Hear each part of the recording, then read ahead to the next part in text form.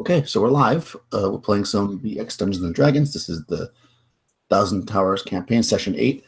For some reason, I had 2 session 5s, I realized. So last session said 6, this is 8. So I'm catching up. Anyways, the party fought off the god, the wizard with the many arms and the ooze monsters last session, and was recovered a whole bunch of treasure. And they traveled back to Dentex and sold a bunch of stuff. And I guess we're actually going to be in Chelmsfordshire, but we're going to do like a quick little flashback here so we can see Tony wants to take care of some stuff with his character. So let's just do that first, and then we'll introduce all the rest of the characters. So, Tony, who are you playing, and tell me what you want to do in Dentex. The main character I'm playing is Bane Tillmore, human fighter. And his fairly new sidekick that he has hired to go along goes by the name of Adrian. She's a human acrobat and very tiny, diminutive young woman. But as Bane and them get back to the city of Denethix, he had acquired a leather necklace. It was a holy symbol of Crockerall that was supposed to help them as they battled this wizard and to help restore. But he feels in his mind that this symbol and did not help him much, so he wants to return it to the temple. Okay, yeah. So if you remember, when you get to the temple, which is on the main pathway where all the temples are in Dentex, this temple is kind of set in the back. It's not a very big one, and it's got it's kind of like a dirt floor, and in all the priests in there are shirtless, with necklaces on, similar to the one that you have because it was a holy symbol. So you bring the necklace into them, and you tell them that it didn't do much good for you. If there's someone at the door, when he gets there, Bane walks up and he goes, "This belongs to you." And if the gentleman holds out his hand, he just drops the necklace into his hand and says, "I hope it serves you better than it did me." And he just turns around and walks off. Okay. I'm going to just roll to see if this guy recognizes who you are. He does not. Okay. So if you can do that, that's fine. So you drop off the necklace, so you no longer have it. I guess anybody whose armor or whatever got ruined, you can buy new armor, because I know people's armor got ruined, although a lot of you guys decided to not to take their advice and go topless. So that was kind of interesting. Yeah. There was a lot of weird semi-nudity going on last session for some reason, but anyways, how much you guys are selling us stuff, and so you guys end up back at Chelmsfordshire. It's about 4 days or so travel, and you've been here now for several days, kind of relaxing and recuperating. It's been maybe 10 days or so since your last adventure, and you're hanging out in the inn there. You're kind of your crash pad for now. And let's just roll down and introduce all the characters, and we can figure out which guys. So I'm going to just start with my left. So Alexander, tell us about your characters. I am playing Samantha Dobler. She is a halfling, and she's super cheerful and talkative. And I'm also playing Isidore de Clark, who is Samantha's hireling, and he is kind of the opposite. He's a little bit, he doesn't like to talk much. He's fairly serious, and he's fairly shy. Nice. And Mikey? I'm playing Vera the elf, and now I forgot her name. Melalela, I'm the magic user. The strange, weird women couple. Nice. And let's see, Rush. So I'm playing Donald the Strange, who is a Scion class that I'm playtesting for Daniel. So he basically just looks like an average type guy, leather armor and a sword, bald with a beard. Tends to prefer to attack things with his thoughts more so than his sword. Kind of a quiet guy. And his traveling companion is Cardis, who is a red-haired magic user who carries or keeps a white owl as a pet. Are familiar with her, who, due to unfortunate events, now has hands that are webbed, kind of like a fish. So she's a little bit, normally a fairly pretty and attractive lass, seems to be a little bit weirded out by the fact that her hands are no longer pretty. She's still trying to figure out what to make of the rest of the party because she is new to the group. Right, and we'll see how much, if any, effect that has on the casting spells. She's probably around a little bit. She finds it a little more difficult, but still seems to be able to cast. Perhaps in stressful situations, that may be tested. So I should also point out that everybody sold their guns, right? Because there was a whole bunch of guns that were recovered. Nobody wanted them. Yeah, I sold mine too. I took some. I kept mine. I had a bolt action. Okay. I kept that. If you did want to buy bullets, you could have done that in Dantix. Well, I had 10 rounds. Okay. So I was good. Okay. I don't suppose there's any chance that Samantha could have gotten a gun. Not unless there was an extra one that somebody gave to you. I Okey don't doke. think there was at this point, but no. Sorry. Because the Crystal Scarker's got like heavy machine guns, and she definitely sold those. They're not that useful. I mean, they are, but not for you guys. Nobody else got a small gun, right? Everybody got rifles, and you all kept them. That wanted them. Oh. I think, yeah. But I should also point out that if you did need ammo, then bullets are 5 gold pieces a piece. So you could have bought ammo when you were there. Shotgun shells are 20 gold pieces a piece. Because I know that. I don't know if Fira has it or Melalela, but you guys have a shotgun that you picked up in the very first session. So, but have yet to use. So we'll see if that comes to play at all. In any case, if you're tuning in, if I guess watching this, this is set in the anomalous subsurface environment world of 1,000 Towers, and it's kind of post-apocalyptic, I should say.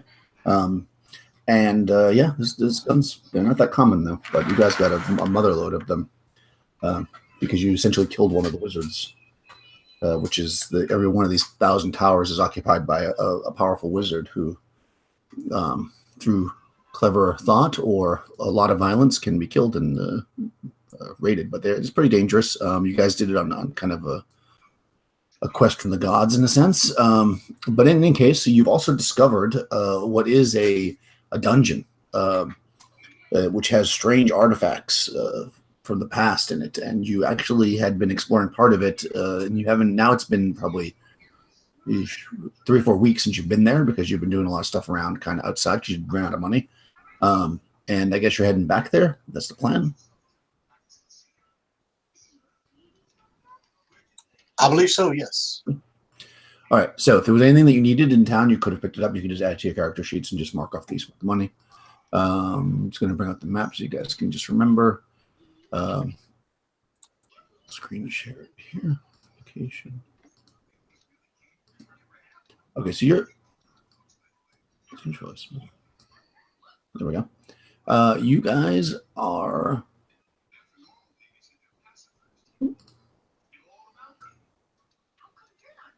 in Chelmsford Shire, which is here, right? See my little mouse bumps now? The dungeon is at this mountain, Mount Rendon. And as you know, it takes about a day and a half-ish to travel there. Yeah, basically a full day. You don't have to camp or anything. You just go straight to it. And then you get there like at the end of the day. So... Did you want to bring anything? You guys did have a draft horse before, but I don't know if you want to bring that with you now, or if you just go on foot, or if you guys had bought regular horses or any of that kind of stuff. You guys just huffing it. I prefer to go foot. Okay. Yeah. Cool. All right. Yeah. I mean, you'd have trouble bringing like a cart or anything up the mountain, but certainly horses could go. I suppose if you discover anything really heavy, you might need to bring them. But right now, you haven't gotten much that you haven't been able to carry. So cool. Yes, yeah, so you're heading that way, and let me just see if you encounter anything on the way. It's mostly a road that is not patrolled by any kind of security. It's kind of in the outlands of the major area around the temple, or the tower, I should say. So while there is a road there, it's frequently you'll encounter strange creatures. Let's see. Do you encounter anything? To my sadness, you do not. Okay, so you guys cruise up to the place where you normally go. You know that you're kind of following the road, and then there's some signs. It's like a tree or whatever that there's like a marker. And then you head up the side of the mountain following this path that is very, very ancient. And as you approach the top of the path, there's like a little bit of a plateau with a cave. Do you guys have your maps? Somebody has a map, right? I don't. Fortunately, I think the last person the last two people doing maps were Crystal and Carlos. The two people who are not here. What map have you got? Yes. They should start posting that in the group, I think. That's a good idea. All right, so get up to the top. The map's just going to make things go fast, so that's for sure. So you get to the top, and again, it's like kind of a plateau. If you remember, there's a cave entrance. It's about 10-foot wide cave entrance that goes in up to the north about 20 feet, and then turns to the almost completely to the east, northeast, east, and opens up into a cave. Which, if you remember, that cave seemed to have been occupied by some kind of wildlife, but you have yet to encounter this wildlife. So what would you like to do? You're at the plateau now. We'll put you there.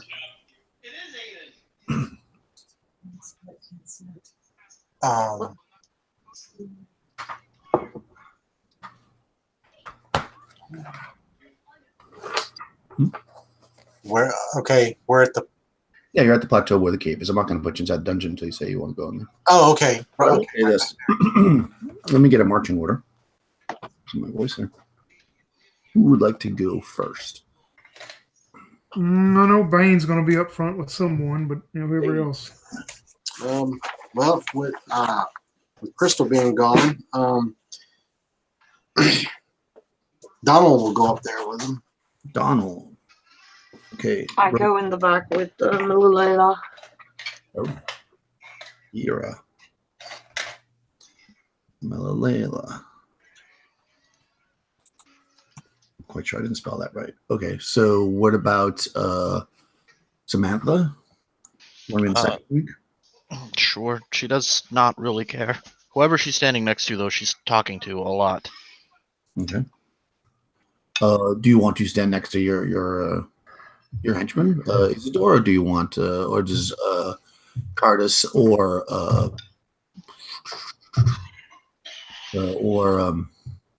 who's your? I mean, I'm sorry, Tony's your. Adrian. I'm sorry. Adrian would be in the middle somewhere. In the middle of the. So I'll do Samantha, Isidore. I was going to say Samantha probably wouldn't want to stand with Isidore because Isidore is not a good conversationalist. Okay, so we'll put Isidore behind you with Adrian, and I'll put Cardus in the second row behind Donnell. All right, I think that's everybody. Cardus. Okay, so first rank, Donnell. Bane, Donnell, then behind them, Samantha, Cardus, then Isidore, Adrian, then Vera, Malalela. And if you guys go into a single file, it's going to be Bane, then Donnell, then Samantha, then Cardus, then Isidore, then Adrian. It's going to just file at the time under here, just to make life easy. Okay, So assuming that's okay. Also, you probably remember that while this cave itself is dark, it's a cave. Most of this level has actually been lit, but this part is a little bit dark. So when you're first walking into this place, if you would like to walk into this cave, it is going to be dark. When we get to the entrance of the cave, Bane looks back towards the little halfling and goes, Crash, you like throwing those rocks. Let's take up positions and throw a rock in there and see if that animal's in there first. Samantha happily obliges and throws a rock at it. Okay, yeah. So you've got this like a 20-foot tunnel, and you throw it in there. It hits the wall. I'm assuming you're trying to make noise because you're trying to get something in there. So it bangs off the wall pretty loudly. You listen. You don't hear anything. Like nothing comes charging out. You don't hear any like footsteps. Sounds pretty quiet. I guess that's good enough for me. What do you think, Donald? You're the resident big guy. Since Red stayed up drinking all night and had to sleep in and didn't make it with us, let's go. After you, buddy. Cool. Okay, so you move forward again. You're going roughly north. You're technically going like northwest slightly, and then it banks back to the northeast as you turn that corner, and you enter into a room. It's pretty round-ish shaped, although it is imperfect because it's a rough-hewn cave. It's about 30 foot around, and at the very north end of it, there's actually a 10-foot square, essentially cut out, kind of perfectly hewn stone kind of hall, if you will. It's only 10 feet long.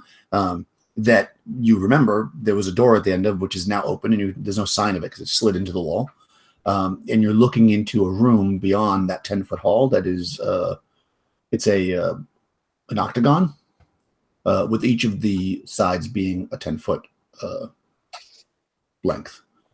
And if you were to walk into that octagon space, you're looking at 3 doors that are closed. So from where you're standing, to the south of you is a door. That's the door you just walked through. There's also a door to the east, a door to the west, and a door to the northeast. And they are marked. I'll tell you what they say on them. The west wall, well, it's actually the door that's marked. The wall is marked. Next to the west, I'm sorry, hold on. The west door, so the door to the west, the sign reads barracks. The northeast reads emergency generator core. And the east reads subsurface research facility. And the south door, of course, is open, so it doesn't see. You see lots and lots of footprints in this room. It's dusty. It's less dusty than it was before because weeks have gone by, and it's got more dirt in it than dust. And you actually do see some large animal prints in here now, too. So whatever is in the cave may occasionally walk into this space. And you see like more kind of actual dirt than dust as well. So what would you like to do?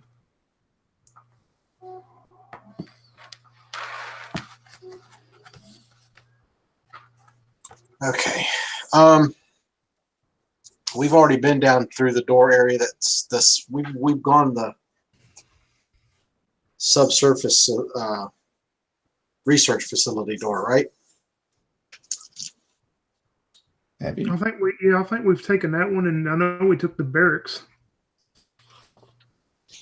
Shit. All right, I can't remember. And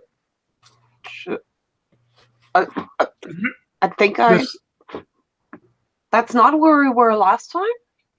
The city? No, we were. The last time we were in here, we made our way to some crazily shaped room. Oh, okay. I wasn't there in that. Yeah. Okay. Yeah, remember that one room across from it or down from it had all those robots in it? Well, there was a room with the robots, and then there was the room that had the crazy portal in the middle, and Carlos stuck her girl's rabbit in there, and she got all... Singing girl. Yeah, she got all pissed off, and rightly so. I'm looking now to see if they've posted a copy of the map they did, but I don't see that they did. I'm pretty sure that was the subsurface door, if I remember right. Spider buddy. Because I'm nice, you can all roll, let's say, 4d6 under your intelligence knowledge, and I'll tell you if you remember which door it was. Okay. I mean, it's not our fault they didn't show up. 46 under. Absolutely no way. Ooh. What's my intelligence? Oh, hell no. No, I failed the hell out of that. Okay, Isidore nailed it, but he's never been here before. Obviously, has to be somebody who's here. That's not a help. Isidore remembers from that time that Red was going on about it. Duh. Huh. All right, I'll give you that. Sure. Yeah, subsurface. Sorry. Barracks was where you guys fought all the robots. You got to remember that for sure. You can't not remember that. Subsurface research facility is where you went last time. That is correct. That is where it wasn't immediately right through the door, but that's where you encountered the strange room where the rabbit was killed. And also the room that was full of the robots that you avoided. Okay.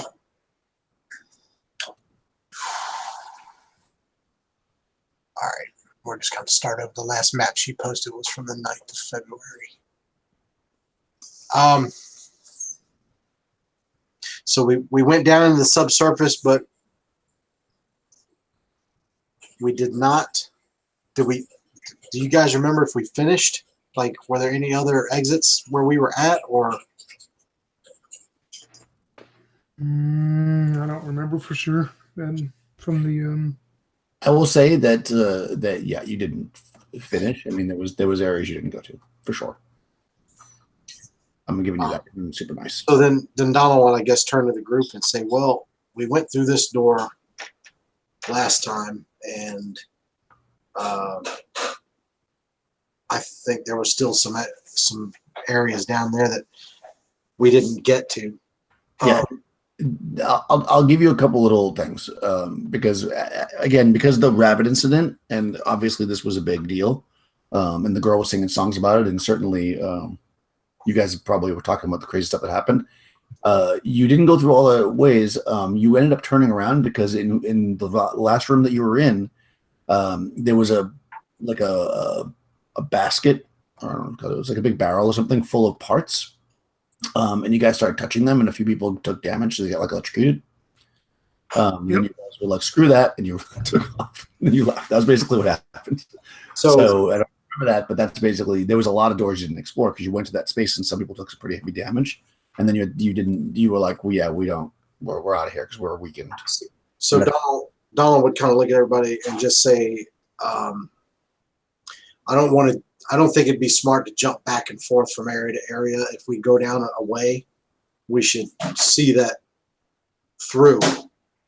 it don't matter with me. I can take half of those robots myself, but we don't have the full party since some of them stayed up drinking. And that Tracy, I don't know what happened to her, but there's a lot of robots down there. Well, I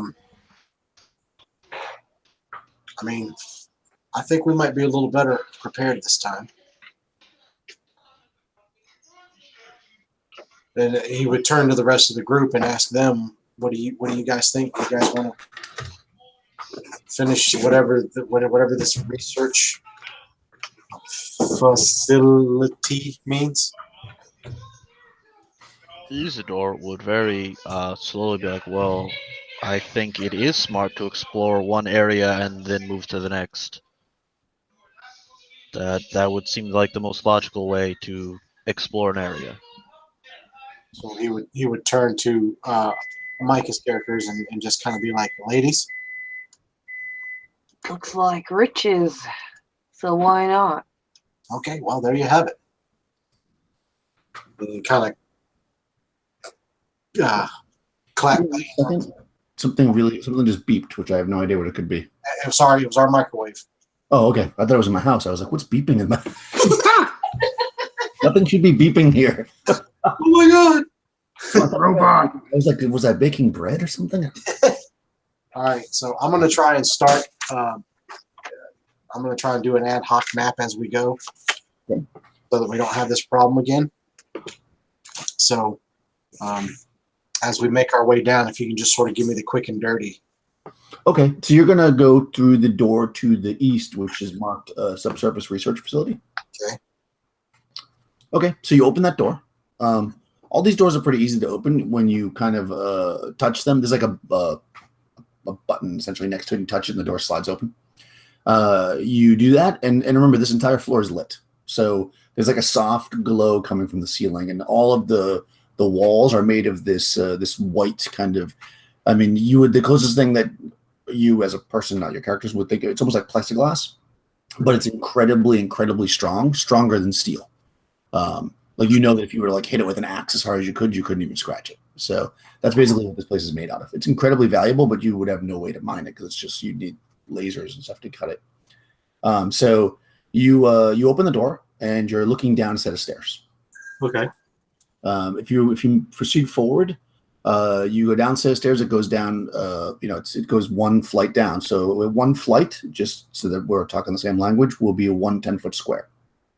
So 10-foot square down, put you 10 foot, one flight down, and you're moved 10 foot forward. And then the hall itself is 20 feet longer than that. And at the end of it, there's a door. Right? But also at the end of it, if you don't go through the door, you could turn to the right. So from the top of the stairs, that's what you see. You see a 30-foot long hallway, door at the end, right-hand turn, which is to the south. Okay. So you're proceeding forward, I'm assuming? Yes. Okay. Awesome. Cool. Yeah, so you walk forward to the door, and it's closed. And you can see to the south, the hallway proceeds another 10 feet and then goes down a set of stairs. And you can't really see any further than that because it's a set of stairs anyway. So door or stairs? Which way did we go last? Do we remember which way? Did we go through the door last time? Nope. Not going to tell you. Now you got to do it on your own. I'm asking the party. No, I know. I have no idea. I'm sorry. Well, if you don't, that's fine. That's part of the fun. Talk him out. We've had a rough couple of weeks here. I can see where we kind of forget which one. Did we go through this door or that door? That's why notes are important. So, yeah. Now you're realizing you up on it. I know at first I was letting you guys be slack on it because I was waiting for this to happen. Hey, can you hear me, Daniel? Yep, I'm sorry. What was the choices again? There's a door. Broke up, but I'm sorry. There's a door to the basically if you continue to the east, there's a door. Or you can go south. There's a set of stairs going down. I don't remember, Rush. I'm sorry. No, it's okay because I don't either. So, so Donald will say, let's let's check the door, see what's behind it. Maybe something will trigger. Maybe we'll remember if we've been through there. Let's at least check behind the door before we go left. Let's just go to the corner and see what we got going on. Cool. Yeah. So you approach the corner and you look down and you can see that there's stairs going down. The door's in front of you, so you touch the panel next to it. It slides open, and you're looking into a room that is 20-foot square. The door is actually in the southwest square, but on the west wall. Okay, so you're in the floor of this room in the northwest corner. There's a 5-foot wide protium metal disc embedded in the floor. So protium metal to be basically this, like that white stuff that's covering the walls here. That's like that, but even stronger, and it's metallic looking. It's gray. Let's see. That's embedded in the floor. There's a large lever in the up position along the east wall. Let's see. This room seems familiar to me. I seem to remember that disc, and I remember the lever, and I remember pain. Somebody got hurt. One of us got hurt messing with that lever, I think. You remember pain. I remember. I don't remember if I'm the one that touched it or if someone else, one of you guys touched it. I just remember a room with the disc and a lever and it hurt. Why don't you give it a try? Why don't you give it a try? Ladies first. Oh, please. Well, Samantha has the perfect idea. We'll find out if it's dangerous by throwing a rock at it. Okay, so you Well. look at the lever or Yes, at the disc in the floor. at the lever to see if the lever shocks the rock. Perfect. Now, is everybody in the room or are you all standing in the hallway? I'm probably in the doorway. Okay. Everybody else is in the hallway or in the room? I'd The think rock in hallway. the hallway. Okay. In the doorway? Okay. Yeah, so everybody's in the hallway behind Donnell, who's peeking in there, and Samantha pops up on the side and throws a stone at the lever, which is pretty easy to hit. It's not that far away. It bounces off and then lands on the floor. I'm going to throw a rock at the disc now. Okay. It hits the disc and it bounces off. Okay, is there anything else of notice in the room? No, except for the fact that the room is pretty clean. Except now it's got 2 rocks in it. Yeah, except for the 2 rocks. I'm gonna go over and I'm gonna kick the rock that hit the lever. Okay.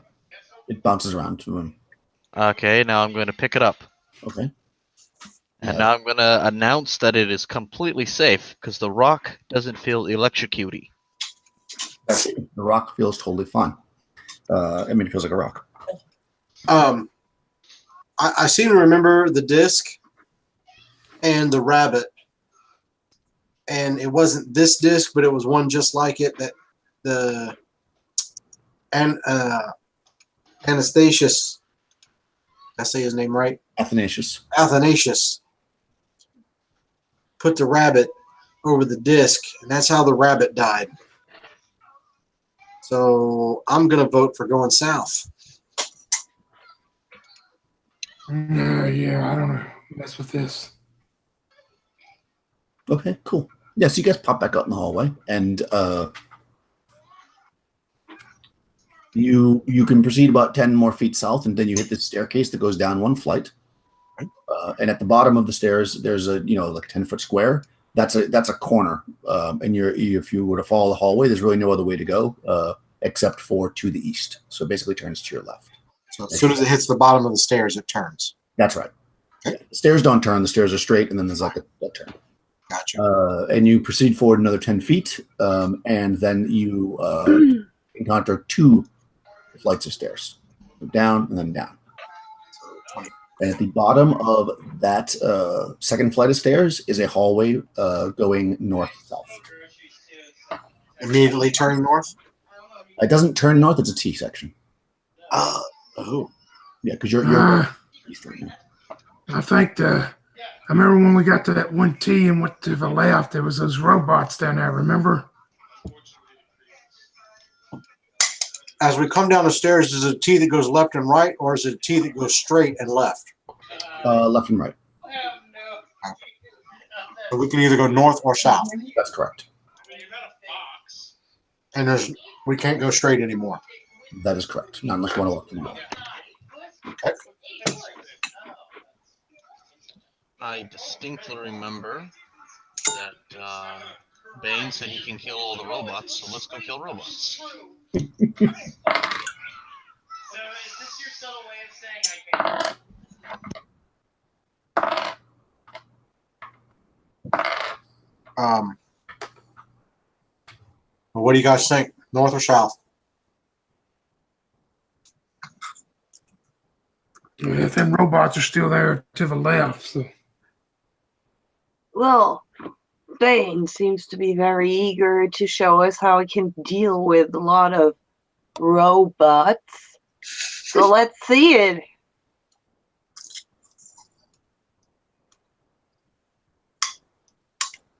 Well, I'll say actually. So you're standing at the edge, Bane and Donnell. So you can look left and right. So let me see. There is actually a room to the north. You probably can see into it. Let me just see. Yeah. So all right. If you're looking to the left, which is to the north, the hallway proceeds 10 feet, then opens up into a room, but you can't tell how big the room is because you're too far away from it. in that room, you definitely see what the things that you guys are calling robots. You see some in there. Can't tell how many. They're moving around. To the south, the hallway proceeds 30 feet and then turns to the west. So it'd be right if you were heading in that direction. So I am thoroughly lost. It's okay. Good that Rush isn't. I look over at Bane. I say, "Well, buddy, you sound like you want to get a piece of these metal guys." And Yeah, that's not really what I'm saying. If you want to take them on now, we can. But if we go that other way, that was that bin of stuff that somebody reached there and grabbed, and it shocked them. It don't matter with me. Well, which way's to the left? north. To the left and to the north. That's where the room that you can see some of these robot things. It opens up into a room. You can't tell how big the room is, but you don't know how many of these robots are in there, but you definitely see a few of them. I don't know whichever way left is, that's the way that Isidore votes. He read a book once that said always go left if you have more than one option.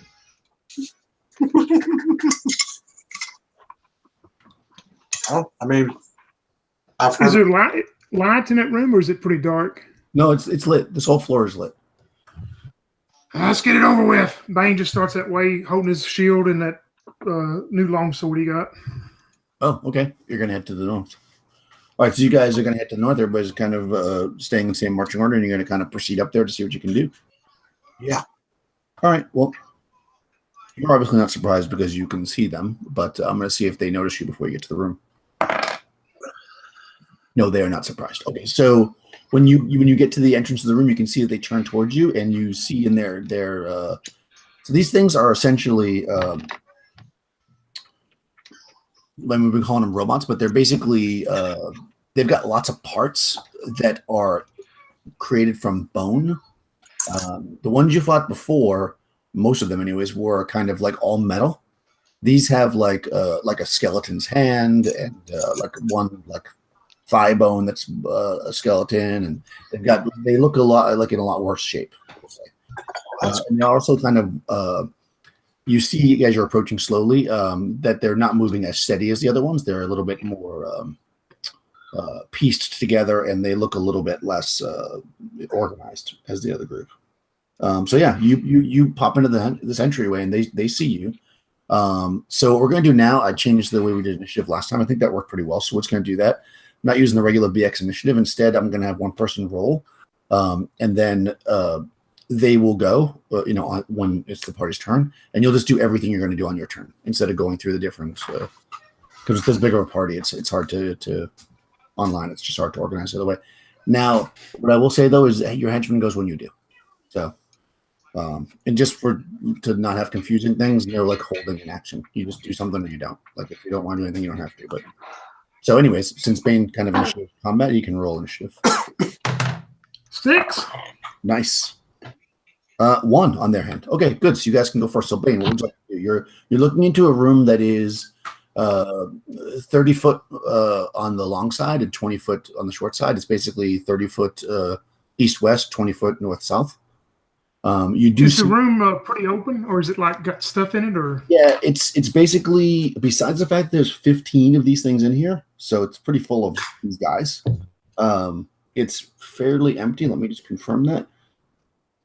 There's lots of there's a pile of bones in the middle. Bones and so they're digging through a pile of some of them, which probably didn't surprise them, so they kind of turn to you as they're doing it. They're digging through a pile of bones, so there's like a big pile of bones in the center, like leg bones, foot bones, and pinkies and skulls and stuff. They're digging through that. Otherwise, the room is empty. Yeah, besides them. Yeah, he's going to put his money where his mouth is. Everybody wants him to do that, so he rushes in to just charge into one of them. Ooh, that's good. With the +2, that's going to be armor class 0. Well, that definitely hits. Yeah, 8 damage total with that longsword. Yep, you smash one to bits. Adrian is just going to she's going to move off to one side with her quarterstaff, and If one of them comes towards her, she wants to try to use her evasion if one of them tries to engage her. Okay, sounds good. How about Samantha and Isidore? Oh, actually, you're moving into the room, so you're opening up. So yeah, Samantha and Isidore. Samantha will draw her bow and shoot an arrow, and Isidore will swing his sling. Okay, so you're gonna use missile decks. Go for it. The same one or different ones? The same one. Why not? Okay. I mean, I don't feel like they would be coordinated enough to be like, we're gonna go after the same one. But let's just say that they just want to do. Where the hell did I put my dice? Dice are useful. I just had them a minute ago. Hey, Daniel, real quick, I rolled for evasion because on that deal, if she gets it before they get their turn, that means that she can't be attacked by that opponent. I did get a 3 out of 15. Okay, so that means they just can't attack her at all. Well, it says an acrobat that successfully evades before her opponent's initiative cannot be attacked by the opponent in the round at all. Is how the All right. read. All right, so she's moving out of their range basically with the clever acrobatic moves. Hold on. Okay, well, I hit AC 2 for 5 damage and AC 3 for 3 damage. Cool. Yeah, that's enough to kill it. So your missile weapons take down another one. Okay. Yeah, I transferred Mikey. some money over, so I wanted to. Vera again. Actually, hang on. I move my turn behind the next one. Sorry, I have to look something up. Okay. Rush. So how many are left in the room now? 13. 13? Okay. So Donnell walks in, moves forward to near where Bane is with kind of a smile on his face and puts his 2 fingers to his temple. Okay, so this is the first time this has happened. What? You got a 1? No. So I hit level 2. Yeah. So I went on ahead and dumped my 2 points into the same skill. So now it goes off on a 5 or less. Right. But while reading that, it says surge. On a successful activation with a power roll of 6, I deal 66 damage to each enemy within a 50-foot radius. Right. But you can't activate on 6 because you only have 5 in your skill. Oh, I have to actually push it up to 6. Okay. You would have to have a 6 in the skill to do that, yeah. Wow, And so I actually failed it. so you failed, yes, nothing. Jesus Christ. Yeah, that would have been really powerful. And it is. Yeah. Wow. Okay. Okay, yeah. Wow. All right. You're putting it all on that, huh? No, I just wanted to push it to 5. Yeah, that's pretty awesome. All right, cool. Yeah, if you go to 6, it gives you that like crazy over the top power. Well, I actually hadn't planned on doing that, but because there's another power in there that I'd like to have, but that's cool. Well, Okay, cool. Yeah. So you're like, oh, I'm good at this now. yeah, and fizzles right out. And what about Cardis? Oh, yeah. All right, so there's 13 of them. So she should probably get on the good foot. So Cardis is going to make an attempt with her hands being the way they are. Sell some stuff. She's a little bit unsure of herself. So Cardis is going to attempt. Well, the first thing she's going to attempt is Yeah, he keeps calling me pretty lass. she's going to whisper to her owl, Mhm. and the owl is going to cast shield on her Okay. I'm not that kind of game. so that she doesn't actually have to cast that spell. Perfect. Cool. So yeah, that you are now have the shield AC, whatever that is. It'll become relevant if it's my attack. It's like AC 4 or something, right? I'll have to look it up. Bader went. Mikey, are you ready? Yeah, I can't do what I wanted. So, I would attack with Vera, one of the front ones, but a single one because I want to show Bane that I'm capable too. So let's see if that works. Probably not. Yeah, no. Not with a 9. And Bella Layla unleashes a magic missile, but on the same target as she sees that Vera fucked up. And that's, well, 3 points at least. 2 points. Nice. With It doesn't take it down, but it definitely stumbles back a little bit. with my phone. Cool. So everybody's gone now, right? Rush, you've got a lot of background noise. Oh, sorry about that. Mute it in between things. Cool. All right. So there are 13 of these things. And most of you moved into the room. So they're just going to start to, they're like, and they're just going to come at you. So yeah, there's 8 of you. So I guess I'll do 1 on each, and then the remaining 5 we'll figure out. So I'm just going to go in order for me to make my life easier. We've got Samantha. Misses clearly. Isidore. That's 18. That's going to hit AC 0. So Isidore gets hit. Wait, I'm still in the hallway. Did they rush past everyone? Yeah. I mean, you guys, everybody moved in. They started to come into the. Yeah, you guys are the only 2 standing in the hallway right now. Everybody else came in the room. Oh, actually, I guess Camilla Layla's still in the hallway as well. But she was behind you. Yep. Yeah, they moved down the hallway. Yeah.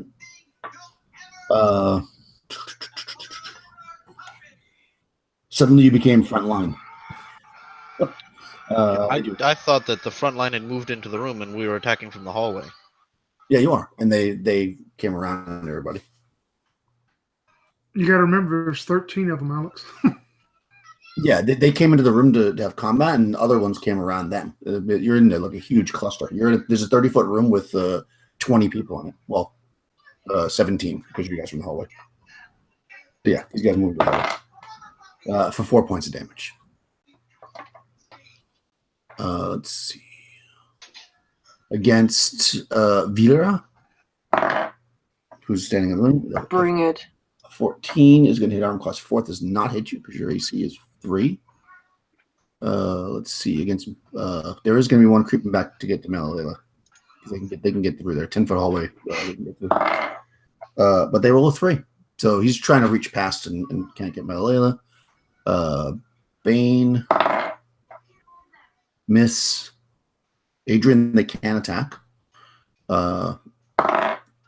14 against Donnell. That hits an AC of 4. So that hits you, right? Because your AC is 5, unless it's changed since the last time. Donnell takes 4 points of damage. Cardus, they completely miss. Okay, so there's 5 other ones. They're going to stay in the room. So they'll attack all the people that are in the room. So that would be Vera, miss. Bane, miss. They can't attack Adrian, so that doesn't count. And then, well, it's Donnell.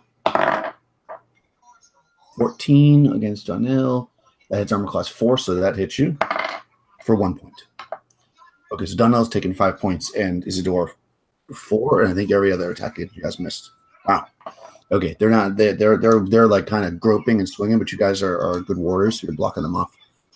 So now we're going to roll initiative for the next round. So this round, Alexandra will roll. So you just roll a d6. Got a 3. Okay, they got a 4, so they're going to go first. All right, so same thing. The same people are going to attack same people. So again, I'm just going to go in order. Donnell, Mrs. Cardus, Mrs. Vera.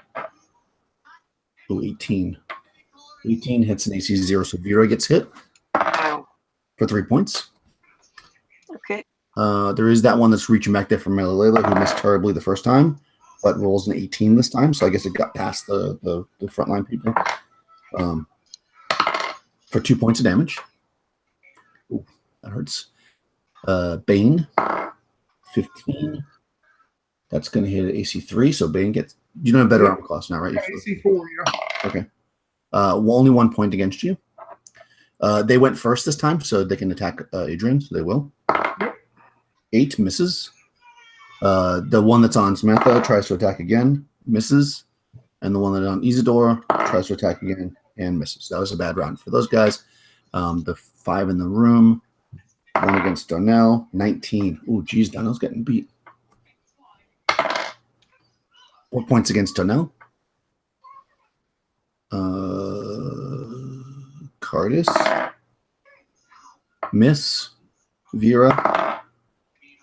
12 hits and AC 6. That doesn't hit you. Bane. 11. That hits an AC of 7. That misses you. And the last one is going after Adrian. With a 16, or no, 18. Yeah, she AC 6, so That's going to hit for sure. Yeah, it's AC 0. All right, she takes 5 points. Oosh. she's down. -1. All right, Adrian gets, she's dancing around with her acrobatics, but she gets slapped by this this abomination. And let me see. Pull up all right, so this is a regular melee attack. Oh, hold on. When melee got hit, her AC now is 4. That still would hit. Right? 4 now, right? 4? With shield. Oh no, I'm sorry. It's you didn't get shield. It's Cardis had shield. Yeah. And you didn't get hit at all, right, Cardis? Anyways. Let me make a note of your armor class. Sorry. Luckily I didn't screw that up. Yeah, it's 4 against melee and 2 against missile weapons. My case just pops up. That's how shield works. It lasts for a while, so I'll make a note of it. 4 melee. 2 missile. I think it's like 2 turns or something, right? It's like 20 minutes. All right. So, anyways, in any case, go ahead, Tony, and roll a d6 to see. 2. Okay, plus 1 because you were -1, right? So 3. That's not bad. 3 is going to get you stunned. All right. So she's doing some acrobatics, and this thing hits her, but it kind of knocks her on her butt. So she's down for the next round. No action this round. Okay. But no damage from that last attack. Cool. Now it's you guys' turn. So, Alexander, what would Samantha and Isidore want to do? There are 3 of the creatures in the hallway with you guys, and the rest are in the room. Well, Isidore is going to drop his sling, draw his warhammer, and smack the dude that hit him. Nice. And then Go for it. Samantha, can she shoot her bow while somebody's standing next to her? You can back up because you can move. If you do a fight or a retreat, they don't get an attack on you, so you can back up and shoot the bow. Sure. Okay, well then that's exactly what I'd want to do. Okay. Well, Samantha will miss. Okay. And Isidore will hit AC -2. Is that right? Oh, that definitely hits. Okay. And how much does his warhammer do? Why do I not have that listed? I believe it is D4, but let me quickly check. Hammer, no, D6 for Warhammer. D6, and I don't have a bonus, so that will deal 5 damage. 5 kills it. Oh, Still nice. Smashes down one of the creatures. So the one. Okay, how about Vera and Melalila? Melalila also has one in front of her. What? Melalila has one right in front of her in the hallway because it moved forward, and Vera obviously is in the room. So Melalila has one of the rifles. Can she shoot in on point blank? Oh hell yeah! Oh, she has a shotgun, right? Shotgun, yeah. Yeah, That's all the same to me. Yeah, you can back up, a couple feet and shoot it like 5 feet or whatever. That's fine. Yeah. I've got this. Yeah, you're also at whatever. You're at short range, so you're +1 to hit. Did you add that for Samantha who missed? I think you missed terribly though, right? So. I mean, I hit AC, I think 6 with +1 would be AC 5. Oh yeah, that hits. Yeah. And her bow deals a D6, right? Yes. Sorry about that. Yeah, bow's a D6. Yep. Go ahead, Bruce. 4. 4. Okay, that does not kill it, but it's hurt pretty bad.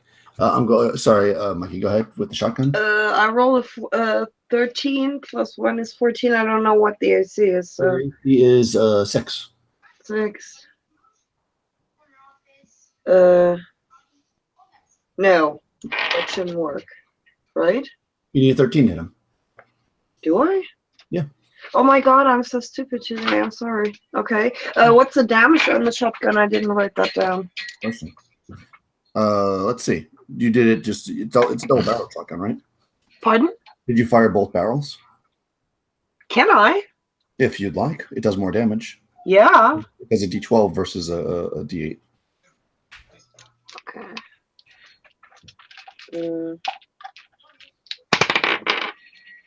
4.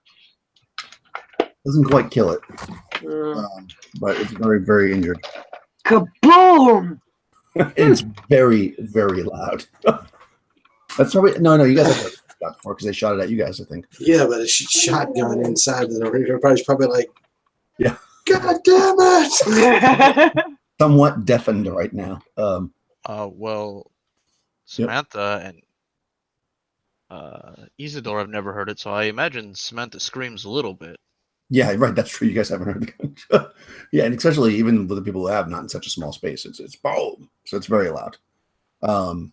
So yeah, we probably should incorporate some kind of fear rule for that. Well, I might do that like Lamentations does, but we're not going to do it on the fly, so we'll just keep going. And what about Vera? Did she already attack? Oh, right. No. Yeah. A 1. Do you have the table for that too? No. Oh, thank God. Yeah, I don't do critical misses. Not in this, anyways. Okay, yeah. So you're fighting and having trouble. Maybe the gunshot goes off at the exact same time that you swing, so you miss horribly. Okay, so Rush, Donnell, and Cardis. All right, so Donnell's going to give this another shot. Always pissed off when this doesn't work. So he kind of holding the sword in his hand. Next time he's going to like holding the hilt. He's going to try and put both his fingers so the sword's going to be like this out the side of his head. And this time he makes it. Nice. And he rolls his damage, closest one to causing any closest one to him, I guess. And his damage will be I did by accident. 11. Yeah. Blow the thing to pieces. Yes, basically that was the whole point. Yeah. Just makes the thing just go boom like this. Yeah. And he kind of looks over Bane and he just nods his head. It's interesting what a couple levels will do for you guys. Yeah. So what about Cardis? Oh, Cardis is now going to attempt magic missile. Okay. We need to whittle this down fast, I think. All right. Just roll 46 under your intelligence to make Okay. Oh shit. Oh, okay. I think we're good here. Yep, she's made it. 15 under 18. You cast no problem. Okay. So she does her thing. She casts at the next one. Okay. And that one does 5 points of damage. That kills it. Another one falls. Nice. Cool. Bane slash. Well, I know that currently Adrian is stunned, but what does Bane want to do? Bane hears the sound of the shotgun goes off, and he's just fixing to swing his sword at one of them, and he goes, "Keep making that noise, then bring some more of them in on us." And then he swings, and he will miss horribly with a 2 on the die. Okay, yeah. It would have been max damage, though, darn it. Bane, are you going to have another night like you had the other day? Oh, no. Ooh, don't jinx me. That was so bad. Get it out of your system now, man. Okay, yeah. You're in the heat of it, and we go into the next round. So, Mikey, you roll initiative this round, so just a D6. Come on, girl. 2? All right, they got a 6, so they're going to go first. Okay, so there's only 2 left in the hallway because one went down. So, well, there's one that's on Malalela. Well, no, you killed yours, right? No, you didn't. So that's going to attack Malalela with a 18. That's going to hit you for sure. 1 point of damage. The one that was semi at the backed up, so I'll say it will attack Isidore. Because that one didn't die. So that's 1 point left. 12 hits a C6. That does not hit Isidore. That does not hit Isidore. Yeah, you guys have got good armor back there. And then I'm just going to go in order. So then we've got Darnell in the room. One attacks him. 19. Oosh. Damn it. Darnell's getting pounded. 3 damage. Yeah, go ahead and roll that death roll thing. Oh, really? You went down? What's your under what, though? Oh, I had 2. Okay, so you're -1, so roll a d6. I got a 3. Yeah, I lost 4 and then 4 again, and I only had 10. So yeah, you got pounded. Yeah. Yeah. Let's see. So you're 4. Okay, you are knocked down. You need to make a roll a d20 and roll under your dex. Otherwise, you drop what's in your hands, which would be your sword, I guess. Okay. Under D20 under my dex. Yep. Otherwise, you drop your weapon. I dropped the sword. I rolled a 15 over 14. Okay. Yeah. So you drop your sword and you're on your butt, but otherwise you're just on the ground. I mean, Sorry. There's no real mechanical effect. I kill people with my brain. Yeah. Okay. The one's going to attack Cardis with a 2 and misses. There's one on Vera that's got magic missile but hasn't got hit since then. That one rolls a 20. Well, also no crits, so that's good. 2 points of damage against Vera. Okay. The one on melee already attacked. The one on the already attacked. So there's one on Bane. 13 is going to hit.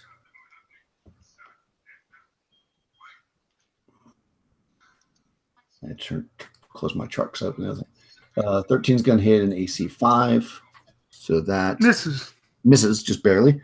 And there's one left, which is going to go after Adrian. And a 6 misses completely. All right, so it's your turn. So Vera / Melela. Vera, mine is still. Oh yeah, I didn't even hit him. Yeah. Okay, sick. That's. Oh come on, honestly. Oh no, that's a 14. I'm sorry. I thought I rolled another one. No. Those Cthulhu dice. Yeah, dice are dangerous. For 4 damage. That kills it. Vera Yes. takes it down. And Layla, yeah, I have to reload, I guess. Yeah. Yeah, you can. Yeah, that takes a round if you want to reload, or you could, I don't know, do something else. If you just want to reload, that's fine. I'm a fucking mage.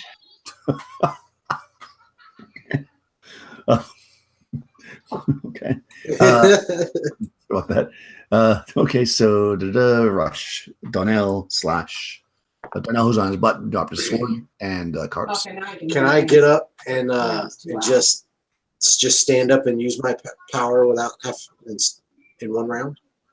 Yeah, you can definitely get up. If you don't care about picking up your sword, you can definitely do your power. Nah, screw that sword for now. I mean, I got such a small chance of not being able to use this thing again. So all right. So is there any of them that are mixed in with the party causing a danger? Well, I mean, there's one. Well, it's in the hallway. The two that are actually. I mean, everybody's fighting, but the two that are like probably the most dangerous are in the hallway. Yeah, but like the one that was fighting Layla had to have somehow gotten past me because she was behind. So right. Are they all in front of me and Bane now? Yeah. Okay, that's what I want to know. So I don't have to turn around and try and get one off one of our magic users or something. Well, Layla. She just killed it though. No, she did not. Oh well, then I want to attack that. Only mine. Yeah. There's also one attacking Isidore. Yeah, there's one attacking Isidore and one attacking Mallet. Well, I'm going to focus on the ones that got past me and Bane and are attacking the party. Well, So that let me- would be the one on Yeah. Melalea and the one on Isidore. Gotcha. That's what I want to do. So whichever one of those is the closest to me, They're of equal distance. equal distance. Yeah. Go ahead and pick. Which one's hurt most? Or do I have any way of being able to tell? Okay, just picking. Oddly enough, I think they both took 4 damage. Okay, so we're going to go for, I guess, Melalea first. Goes off. Just that. This is a really good. 3. Oh, yeah, definitely. And I got 7 on 3 dice. Yeah, that blows. The one in front of you of melee blows apart. Ew. Nice. As you're reloading, the one that's in front of you, blows What apart. is that over there? And what about It's a Cardis? blue. It's a blue. Oh, question.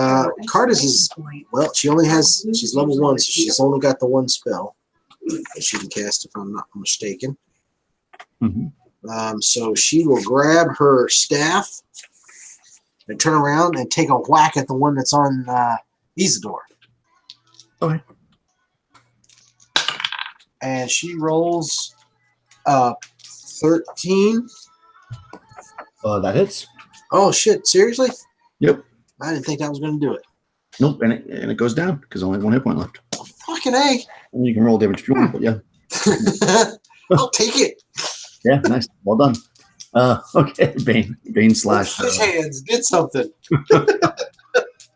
Yeah, So- Adrian sees this when it stunned her and it surprises her, so she jumps back up and with her staff and swings at it with her staff, and that's going to hit armor class 5. That hits. Yep, they're AC 6. All right, it'll do 7 damage as she whacks the thing good. All right, Yeah, bam. Bane armor class probably not going to. Bring in the pain. He uses 7 armor class 7. No, just misses. So God had been max damage again. Yeah, you guys basically need a modified 13. So, because He misses. that's a good thing about basic. Everybody needs the same number to hit until you guys get a higher level. 1 through 3, you all need the same thing. That's no. Samantha slash Isidore haven't gone. Well, all the ones that were on us are all down, right? That is correct. You could shoot into the room if you'd like. There's one that's not like blocked, at least partially by your party. You can aim at ones that are blocked by the party, but if you miss, there's a chance you'll hit your party members. Otherwise, you could focus fire on the one that's in the open. Okay, I have a question. How much would it take probably the full round for Isidore to stow his warhammer and then pick his sling up off the ground? No, you can do that. You just drop the sling right there, so you can do that. You can do it in 1 round and still attack if you'd like. Okay, well that's what he does then. And yeah, they will both attack the guy that they can easily attack without maybe hitting anybody. Okay, let's go for it. Samantha Isidore. Well, Isidore is modified 13. No, he doesn't get that. Samantha hits. Nice. Samantha hits for 1 damage. Okay, yeah, the arrow hits. It's still up. Cool. And that's the round. So, Rush, roll initiative for the party this round. They got a 3. I got a 4. Nice. You guys go first. So go ahead, Donnell slash Cardis. All right. You basically got 1, 2, 3, 4, 5, 6. There's 7 of these things still standing. One of which just got an arrow stuck in its side. Okay, but they're not intermixed in the party anymore. Well, yeah, I mean they're all around you guys except for Okay. the one got the arrow in it. Yeah. All right, here we go. Donnell is going to attack the closest one. I got a 6. I mean, a 6 is better than a 1 because Yeah, but still, it's like you have such a small chance of not going off, and I've done it twice in the fight. It's okay. It's all. Hey, it just shows that maybe it is balanced. So that's good. What about Cardis? Oh yeah, Cardis. Well, shit. She doesn't really want to. In basic, you can't really hold. Can you hold your action? No. No. All right, hold on. So put it this way: you're in a 30-foot room with 7 of these things and 5 people from your party. Well, you know what? Actually, her armor class is actually not bad. Yeah, you have So- you don't see that now because you have shield. It's 4. So I'm gonna she's gonna move forward and just try and put one on the put a quarterstaff in the face. Okay. But she proves very much that she is indeed not a warrior and misses horrifically. Okay. Yes, you swing wildly with the staff. Yes, very wildly. Okay, fair enough. Bane. Speaking of swinging wildly. Yeah, Bane and Adrian, same thing. Adrian feels confident with her staff, and Bane with his sword. Oh God, Bane a miss again. Adrian's probably going to hit. Yep, armor class 6 on the dot, so Nice. she'll do 5 damage to one of them with that staff again. That's enough. The staff smashes it and kills it. Huh. Well done. Okay, so she's there. Bane is in melee with this one. Okay, so coming around to nobody's moved up on that one. So Samantha / Isidore. The one that you guys shot the arrow into is still by itself. It doesn't move forward to attack, so it's still in the open if you'd like to attack. Samantha and Isidore. I don't know. Samantha drops her bow or something because she rolled a 1. But Isidore modified 14, and you said we need modified 13. So, well, actually, he doesn't have any modifications. It was just a regular. Oh crap! I forgot. He has -4 to hit from his concussion. He misses completely. He just thinks that he hit. Okay, you know what? I completely forgot he had the concussion. I should not have been using the sling this whole time. He runs over with his warhammer. He can still miss if you want. He should have hit, but he can still miss if you want. If you want to run into the melee with the warhammer, that's fine. Yeah, go for it. Great. Well, then I hit for 5 damage. Nice, that kills it. Cool. Oh my God.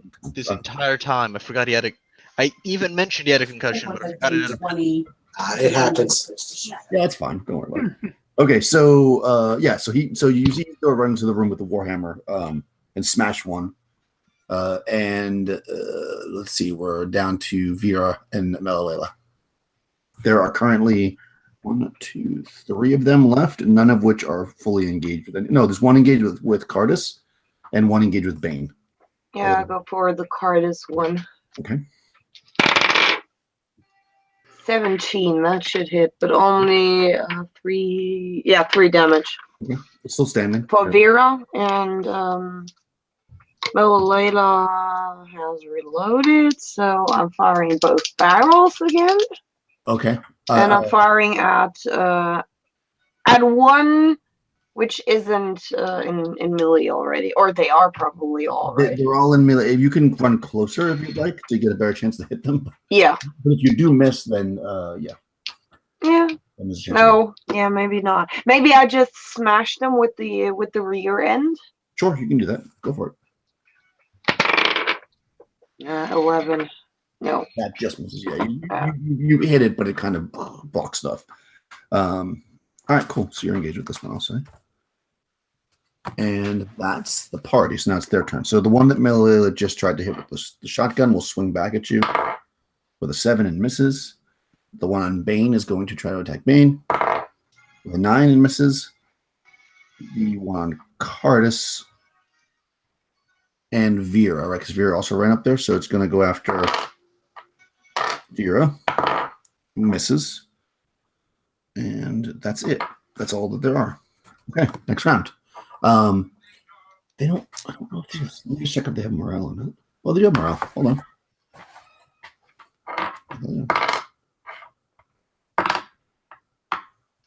Nope, they stay and fight. Okay, so they're not turning around. You're invading their cavern and they want to fight. So go ahead, Tony, and roll initiative for the party. 5. 6 for them. Oh. They're again the exact same thing. The one on Melila is going to swing with an 11 that hits an AC 7. So that probably hits you, right? You're probably AC 9 unless you have something special. Yep, 9. So that's going to do a D6. 1 point of damage. You must be really hurt at this point. Well, it has been. I'm on one. Mm-hmm. Yeah. You getting chopped away little by little. The one on Bane, 6 misses. Then the one on Cardis / Vera goes after Cardis this time since Vera was hard to hit, and misses. Yeah, the 3 of them did a terrible job. So it's your turn. Bane / Adrian. Yeah, Bane goes first with his sword. It's one on him. Oh my god, he misses. Yeah, I mean, all these bonuses and still missing. Adrian is actually going to hit again. And wow, she does almost max damage with his staff. You're going to see her run up there with Bane having trouble and just take this staff and whack that thing with like a baseball bat. It does, 8 points, almost max. That takes it down.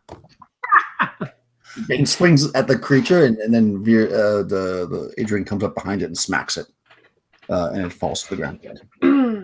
Let's see. We got wow, the girls are really kicking some ass here today. We got Samantha / Isidore. There's nobody who's not being blocked on some level with the as far as a missile attack. So if Samantha wants to attack, she's going to be -2. How many people are there? There are only 2 more monsters left, and pretty much the rest of the party is in the room, except for you. You're the only one staying in the hall. Can Samantha run over and hit one with her warhammer? Yeah, go for it. You'll have to just like drop the bow versus stowing it, but yes. I mean, it's not going to break if I drop it, right? No. But Can I run over there and then drop the bro next to me and throw my warhammer? Sure, that seems reasonable. Great. Okay. Samantha, Isidore. The one on Cardis or the one on Marilela? One each. Samantha crits, and she's going after Curtis. Okay. This is 1, and Isidore got a 2. He misses terribly. Okay. Give some damage. There's no crit in this system, right? Nope. Okay. Auto Samantha deals max damage, which is 7. Nice. You kill it. So it drops. And there's only one left, and it is on Malalela, and it is actually Malalela / Vera's turn. Let's attack it. Good. Like I did before. Vera rolls a 16, so that should hit. That's 5 damage. Oops. And Malalela doesn't. Okay, that's cool. Vera runs over, and maybe Malalela swings first and misses, and then Vera comes over and finishes the creature, and it falls to the ground. You're breathing heavy after, wow, almost probably like 10 rounds of combat, but you're standing in a room, brightly lit room with a lot of dead, half bone, half metal men, and a pile of bones in the center. And you don't hear anything else. Things all seems quiet. There's almost some of our bones over there. Yeah. So Cardis wants to would go to one of the carcasses and immediately start investigating it. She's very curious if it is actual like human bone or is it like a plastic type material, or does it look like it's an actual human bone kind of thing? Because this is the first time she's been down here too. So yeah, it's bone. I mean, she can pretty clearly see that it's bone, and it seems like it's probably from humans. Yeah, because there's skulls and stuff. You can see there's a handful of skulls there, but it's mostly finger bones and wrists and like hand and stuff. Some legs. So she would stand up and make a comment about sickening necromancy. Are there any doors leading out? Yeah, so let me just give you an overview of the room. So again, you're standing in this room. You came in from the south, right? That hallway that you came from is in the center of the south wall. Okay. The room itself goes east-west 30 feet total, so there's basically 10 more feet on either side of the thing. And it's 20 feet to the north. So it's basically, a rectangle. Directly across from the hallway that you came from, so on the north wall, is a door. On the east wall, but on the northern part of it, because there's 2 squares there, is a hallway heading to the east. And it looks like there's a pop-up to turn in that quest, the Canyon Rope one. I think he's the Bane's one. going to go to that hallway area and just kind of, if he can, stay on the side and listen to hear anything. And Adrian's going to take her staff and dig around in that pile of bones and stuff, see if she finds anything. Okay, cool. So you're doing that. So Bane's like darting, basically. Let me just see. Donnell wants to search through the room too. Okay. Let me just take a quick look. Yeah, Samantha's definitely going to look around, and Isidore is going to nurse his almost unconscious body. Okay. Every I'll listen fight, and watch. Isidore gets knocked down to 1 health and then doesn't get hit What? again. Or said that's over here. Cardis would look at, who was it, Vera or Melalela that came over to the one she was attending to? Yeah, it's back here, I think. Bureau. Is she the elf or the other one? The elf. Melalela's the elf. Oh, she is the elf? Okay. So she would take a moment to thank you profusely for coming over to while she was trying to fight, and expresses that this is definitely not my forte. Okay, let's see. What's on the festering dead body? That seems like a good chart to use. Okay. Yes. So we'll just go. So let's see. Is you said that Samantha's digging through the bones? I don't know if she's digging through the bones. She's definitely, if there's nothing else interesting to look at, sure. Well, Donnell, there's in the bones. Donnell was searching the whole room, including the bones. Adrian was digging through the bones with her staff, like poking at it. Yeah. All right. Go ahead and everybody can roll a d6, and if you get a 1 or a 2, you find something. She got a 2. I did not. Yeah, he's going the other way though. Nope. Samantha got a 2 and Isidore got a 1. Oh, nice. Okay. So go ahead and for Samantha, roll 2d30, assuming you have 2d30, or 3d20, however you want to do it. I will roll 3d20 because I don't have d30s. I got 11, 12, and 13. Oh, wow, that should be something. I have no idea what that adds up to. 36. 36 is correct. Yep. Weird. As you're digging through here, that you find what appears to be in pretty good shape, although kind of tacky and not really like in a style that you think you would maybe most people would want to wear. You find a winter scarf. Who finds this? Samantha, right? Oh, Samantha, yeah. Sorry. Yeah, Samantha immediately puts it on. Yeah, nice. It's very, very warm. Great. Yeah. And then Isidore. Wait, Samantha got the 1 and Isidore got the no. Samantha got the 2. Isidore got the 1. Okay, doesn't matter. It's the same chart, so you can just roll however you want. All right. So Isidore, a 1, a 5, and a 17. 1 and 5 is 6, and 17 is 23. There's you're digging through and you think actually you hear like some glass tinkling, like maybe it's like a vial or something. So you kind of reach in and you pull out this vial, and you're kind of holding it up to the light to see, and it looks like it might be full of boogers. Full of what? Boogers. Boogers. How would I know that it's full of boogers? You've probably seen boogers before. Sure. Okay. Isidore is not even. He's just gonna put it right back down. He's gonna put it like near the middle of the ground. So if someone else sees it and they want it, they can have it. Okay. Yeah, there's a vial of boogers on the ground. I'm sorry. Did any of your characters find anything, Mikey? No. Okay. There's a vial of boogers. Rush. How about you? No, I rolled a 5. All right. So Cardis wasn't looking. Okay. And then you said that Adrian found something, Tony? Yeah, she had a 2, so 2d30. 6 and 8, so 14. Oh, wow, nice. Oh. Yeah, this is weird, you think. And actually, she's an acrobat. So you're at first you're probably maybe you're grossed up even at second, because while everything's mostly bones, as you're digging through here, you find something that actually looks like the innards of a creature. It looks to be some kind of intestinal tract, kind of pulled out and with the stomach attached, but it's like a purpley green color. Oh, it's just laying in a pile, like raw Well, it's like in the looking. bottom, you like dig through and you see it. Yeah, she just and walks away from it. Okay. And this list is gross. There we go. We learned that. We move on. Okay, so you're in this room. What do you guys want to do? So you got door to the north you haven't explored. You have hallway to the south where you came from, but also it goes further south.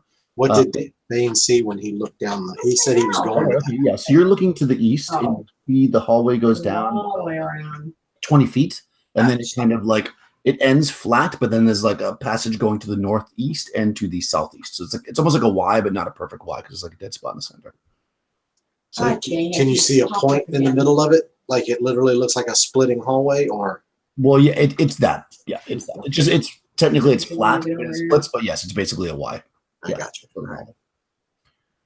And you don't see it at the angle. You can't really see what's in where it leads from there. Okay. Not unless you walk up. So, having walked over and looked down the hallway, I would turn back to the Donald would, in his very injured self, would turn back and look at the parts as well. We definitely didn't come this way before, so we can either try the hallways or we can try the door. Well, let's at least look behind the door. And it can't be anything worse than a room full of 13 robots, I hope. Samantha's going to be smartest and say, "Oh, really? Those are our two options?" But she's very playful about it. Not like me. I would have been an asshole. She's playful. Oh no, lagging. So I guess we would go check the door. Okay. So in what way are you checking it? Oh. So I guess this is a pretty solid door. Save. Yeah, it's like all the other doors. All the other doors are Touch. Oh, okay. So you can't really open it partially and just peek. Then it's like push the pad and it opens. That has been your experience so far, yes. Okay. Well, I guess we'll just. Well, first I'm gonna retrieve my sword that I left on the ground, of course, and I guess get by the door and with Bane and push the pad and open it up. Cool. See what we see.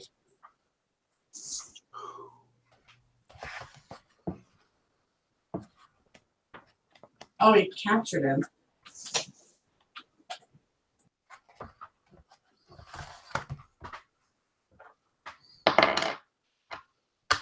Okay, so you push the and it slides open, and you're looking into it's about 10-foot hallway, goes 10 foot to the north, and then it opens up into a room. Let's see. So the room it opens up to is a 20-foot square. It is where you're coming from. This hallway is on the southeast square. So you're coming from the south. Now you're looking into this room, and you can see actually from the center, like dead center of the north wall, the hallway continues a little bit, but you can't really see much because of the angle. You can't really see much, but you do see in the center of this room, and this is unusual actually for the space, is that it's got a very tall ceiling. You're kind of peeking up into there, and you can see that the ceiling in here is about 40 feet tall. From the ceiling dangles an open-topped, corroded metal cage. The distance from the bottom of the cage to the floor is 20 feet. So the cage is dangling 20 feet off the ground, and you can see that it goes up further, like a chain goes to the ceiling. But it does appear to be open-topped. There's nothing currently in the cage. Can we see the top of the ceiling too? What's up there? Or? Yeah, if you walk forward and look, you can see it. Yeah, you're looking at it. Go ahead and roll a. Is everybody looking? I'm up there with Bane. So His name is Chatter. Okay, so a spider drops on Bane. No, I'm just kidding. So you walk up. Everybody roll a d6 and let me know if you get a 1. I got a 2. No. Missed. Nobody? Samantha got a 1, but Isidore got a 4. Okay, so Samantha notices above, everybody's looking at the ceiling. They're like, oh, where's the cage here? Samantha notices that there's actually right above where the cage is, it looks like there's a secret door, basically like it would be a trap door going up into the ceiling, although you don't see any means to open it, but you see like the outline of it. Well, Right I above thought one was going to be bad. I thought I was going to be surprised and killed by spiders. Nope. Okay. No, whatever Samantha will point that out. Oh, okay. And it's roughly 30 feet up to the top, you said? 40. 40. Oh, 40. Yeah, the ceiling's at 40 feet. So Yeah. Donnell would look up there and go, well, that's concerning. Samantha will throw a rock at the trapdoor. Yeah, it's kind of a tough throw, but you can throw it 40 feet. It's pretty high up there. Yeah, Well, she'll borrow the sling then and sling it up there. You can stand on Bane's shoulders and do it. I mean, you're not like it. You know, it's definitely far. You throw it up and it pings off the ceiling, and then falls back down. The trapdoor doesn't just open though. It does not open. No, Samantha's a little disappointed. sorry. I kind of look around to see if there's any kind of mechanisms along the wall that look like they might control the cage or anything like that. They don't really No. The only things you see in the room are the hallway that you came from and the hallway to the north with a door. 10 feet up the hallway to the north is a door. All right. Oh, use again. All right. There we go. Okay, Samantha's gonna suggest that we all climb on top of each other so she can get through the door. Yeah. Well, Did you the get problem is credit how for the it? rest of us get up there. Awesome. I'll drop a rope. All right, nice. Or we can check the north first and come back and check this room. Yeah, Let's keep- as a curious halfling, that seems unacceptable. I really want to see what's up there. It's how Keep high up? going. It's 40 20 feet up? No, 40 how high feet. is the cage? Oh, the cage is 20. The bottom of the cage should be 20 feet up. Hmm. So that's like 2 basketball goals. That's pretty high. Mikey, roll a d6. Uh-oh. 5. Okay. Melalela is struck, or possibly after rolling Me attack too. first. No, it misses. A hand swings past. Maybe she like moves to look at. Oh, we got a quest train over here. But something swings at the back of her head and misses. And when she turns to look at A it, duck.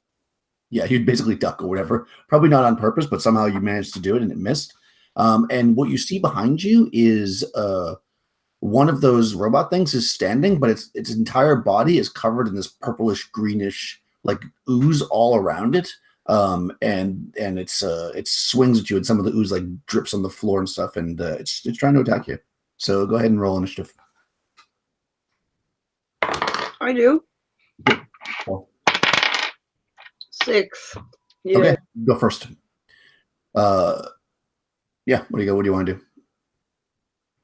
do? Only you and Veer see it because you guys, neither one of you said you walked into the room, and you were both in the back. So everybody else is in the room looking around. You're kind of in the hallway. Yeah, this thing's behind you. Oh, I should unmute myself. 12. Oh, you attack it. Yeah. Oh, nice. Okay. Hello. Okay. Awesome. Okay, so you hit this thing with a 12. That definitely hits. Yep. Do some damage. Do you announce that you're being attacked? I probably did a 3 damage. 3 damage. Very nice. How many points does this thing have? And Vera missed. And very much. Okay. Okay. That does not take it down. And it swings. You guys hear and I don't know. And possibly a scream as this thing swings again at Melileo. With a 19. That's gonna hit. And it does a d6. Ooh, it does 6 points of damage. I think that takes you down probably. I'm guessing. Oh, yeah. Yeah. So roll a d6. How much negative are you? -3. Oh god. Okay. Roll a d6. Hope for low. 6. 6 is not low. What are you doing? I didn't listen. I just rolled. All right, so that's 9. 9 is okay. This thing hits you so hard that it like part of its like bony thing or like jabs into you and actually punctures you internally. Oh, What? shit. Yeah. Ow. Any of them? Yeah. Now. You are now bleeding internally. You don't take any damage right yet. That's the guild that we were in. Well, Damn, Yeah. it sucks. Yeah, it's yeah. Nobody's got Five. your spells right. So yeah, you know because this actually happened to. Well, you don't know yet because you're in a combat. So yeah. So next round, do everybody can roll a d6. If you roll 1 through 4, you notice what's going on. So I feel like that probably let out a scream.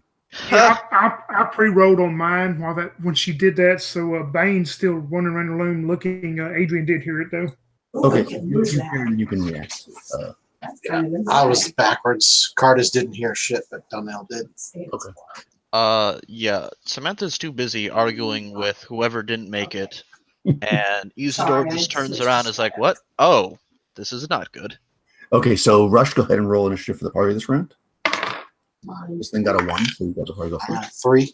All right, so you guys go first. Go ahead. Whoever from your group, Donnell, I guess. Okay. So in the middle of arguing with the cute little halfling, Donnell would just kind of be sitting there going, "Look, we got I it. was trying to see what I got. Okay, so I got It's mine better to go originally. north," and then immediately just look up, and go, "Oh shit!" and then run right past her. And he's going to attempt to attack And res, Shadow this eight, thing, Shadow 4. Ooh, I get Shadow 4. and it goes off with a 3 Void eruption releases an explosive blast of and does activating 12 void points of damage. form. Yeah. That's kind of Your telekinetic blast comes out of your head and smashes into this thing, and the jelly just scatters everywhere, and the robot kind of, and then it falls down. And you see blood just pouring down the side of Malala. Did it fall down dead or just fall down? No, it looks like it's not moving yet. See, I can do what you do now. So then, oh, I'm sorry. That would be my That's turn. what he's on doing. I'm jealous. But you got a beam and I don't. All right, you guys are out of combat.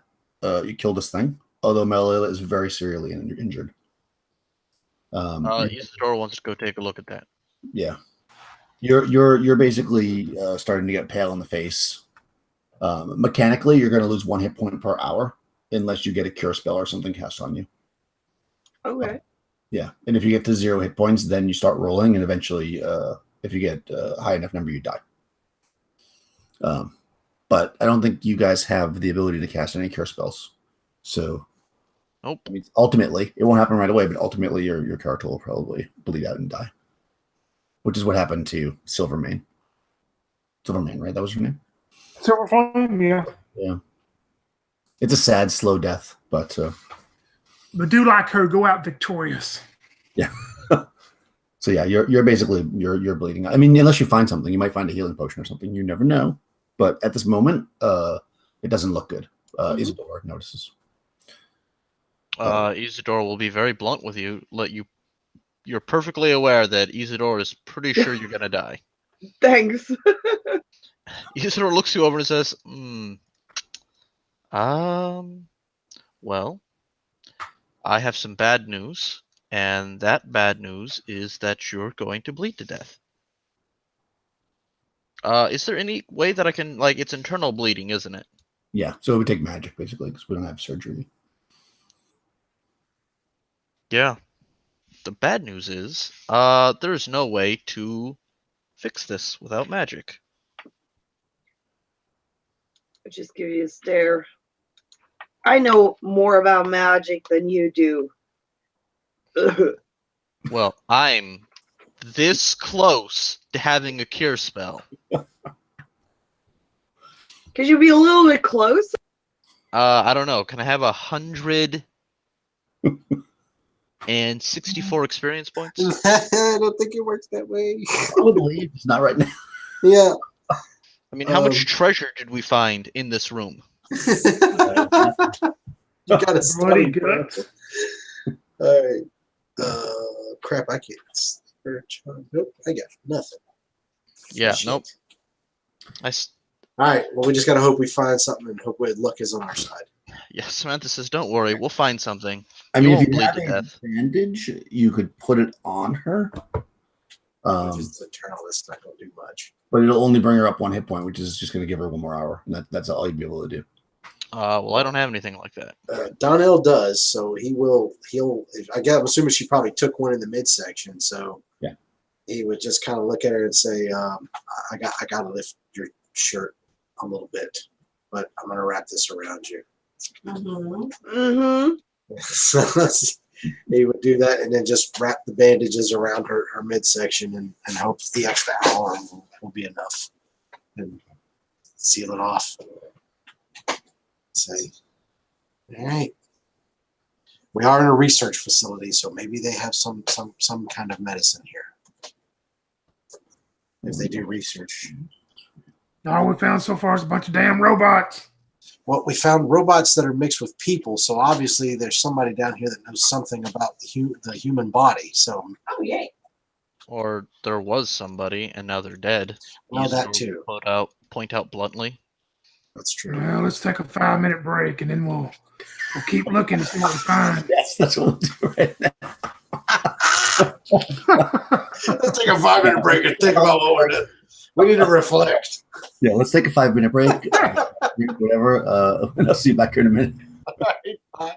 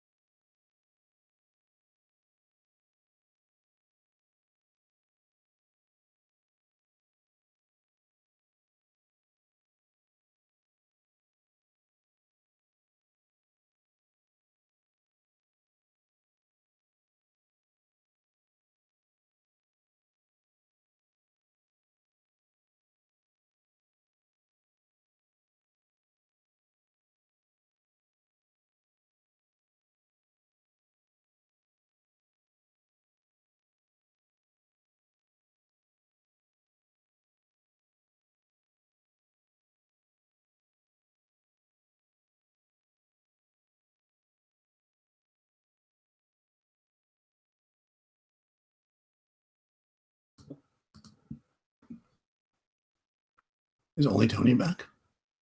I mean, I never leave. No, all The right. yawning one is here.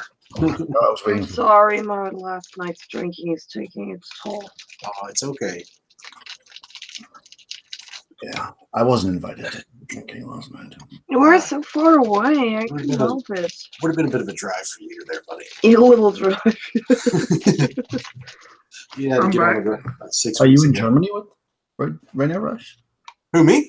Yeah. No. We don't leave for Germany until the 18th Ah. of May. Cool.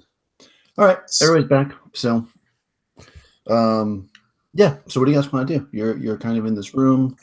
Blood is dripping slowly down Melda's leg.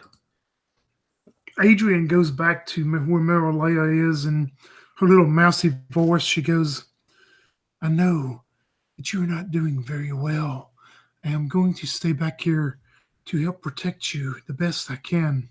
And I'm moving Adrian to the back next to Marilea.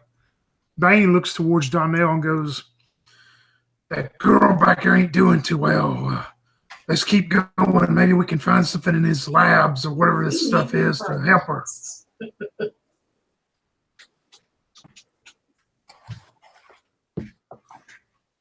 Oh no. So, door to the north, an explorer jet, cage above you, trapdoor, or go back to where you came from, which is you can currently see now. There's the new dead creature. Let's go to this door. Okay, to the north. Hmm. So same deal. It's got like a little pad on the side of it that you touch to open. You just want to open it up. I do want to point out that Isidore and Samantha both have 20-foot extendo poles. Nice. I could use them to get up there, maybe. If you want to go up there, Crash, go ahead. I ain't climbing up no 40 foot. There's a chain that attaches the cane to the cage to the ceiling, right? Yep. Is the chain end near the trapdoor? Yeah. That's actually. Could I get up into the cage using 20-foot extendo poles? I mean, they're not super strong. You could probably use the pole to somehow put a rope up there. Do you have a rope? Yes, I have lots of rope. Yeah. Well, you could easily. I mean, with that, you wouldn't even have to try to wouldn't even be hard to get it up there. You could just put it on the end of the pole and wrap it around or whatever. Yeah. I don't see why that wouldn't work on some level. I'm not sure you can climb the pole. It probably isn't very strong. Maybe. I mean, I don't know actually what the pole looks like. I have I'm just assuming it's aluminum. It shrinks down to 5 feet, right? yeah. Yeah. I mean, that's what Samantha wants to do. If someone says, no, Samantha, shut up, we're going, she'll give up. All right, now we gotta go get the other one. What does the party want to do? Samantha's trying to climb up to the cage. Or is asking to climb. Well, Bane's just sitting with his arms crossed. He doesn't care what she does, but he's not going up there. Donnell would just kind of look over to Bane and just be like, they pretty much just do whatever they want. They don't really listen, do they? The little ones. Well, if that little one's the only one that has any chance of going up there, but ain't going to be no magic powers up there, I don't think. He would then call up there and say, just poke your head in the door, but don't go through it. That's all Samantha needs. She does her best to get up there as quick as she can. Yeah, you can climb up there. I mean, you're in plate mail armor, right? What's your dex? My dex is 14. Oh yeah, you can do that. You're fine. So yeah, you climb up. You're up on the chain, I guess, and you're going to use your poke to poke the trapdoor. I'm going to try and open the trapdoor. Okay.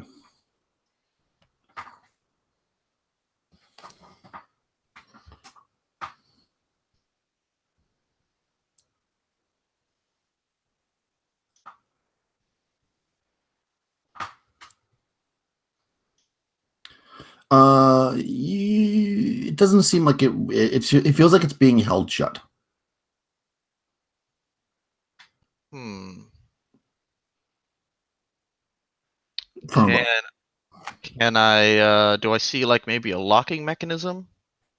No, that's what's strange. Like you just see the crack around it, and you can kind of see where there's one edge has probably the hinges because of the shape of it, and maybe even take your dagger when you have one or something and try to like wedge it. It just seems like it's stuck, like something's holding it, and there's no way to grab it down here because it's flat. Samantha defeatedly comes back down the thing and says it's stuck. And she'll be mopey for probably until the next time something interesting happens. Bane doesn't say a word. He just uncrosses his arms and opens that door. Okay. The door slides open. And you're looking into a room that is circular. It is it's got a diameter of 40 feet. And it's round, of course. You're at the southern center of the southern part of it. Let's see what it says here. This large cylindrical room has 2 levels. So you're at the bottom level, obviously. Well, maybe I guess that's not necessarily obvious, but you're at the bottom level. The upper level is a circular protean metal. And again, protean metal is that super strong metal. It looks like metal, but it's really super strong.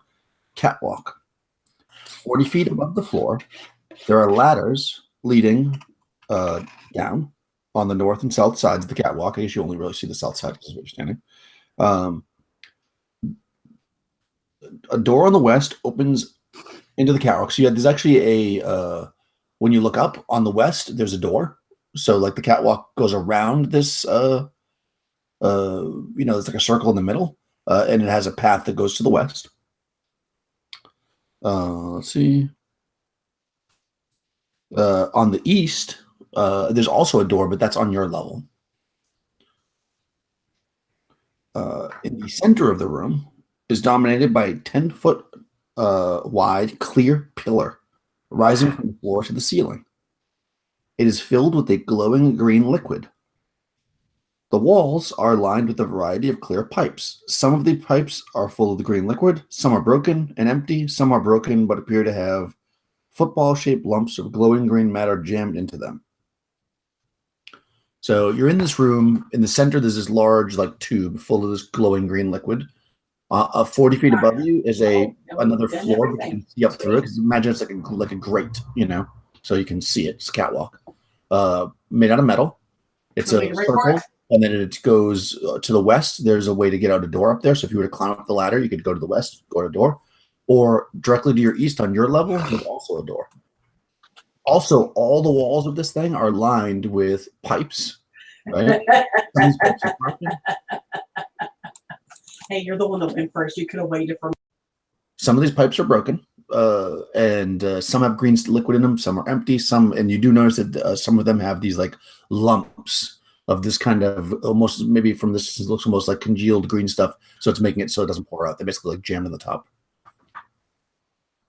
Bane looks at the halfling and Crash, you want me to throw you up there? You want to climb the ladder? Throw me. That sounds like fun. We don't need to hurt no more party members. Then he looks towards Cardis and he goes, since the other Red ain't here, I'll call you Red tonight. You think you can tell anything about that green stuff over there? Is that magic? Sweet. So I guess Cardis would take a look at it. Unfortunately, my magic. Okay. Yeah, I'm actually going to probably change out this headset. So I don't have anything that can help me that way. But I'm going to put my she would just kind of look at it and then inspect it and see if she can try and figure anything out from it. Well, if you can't, maybe the hurt girl can. Yeah. Usador raises his finger and says, I could take a look. I mean, any help would be grand.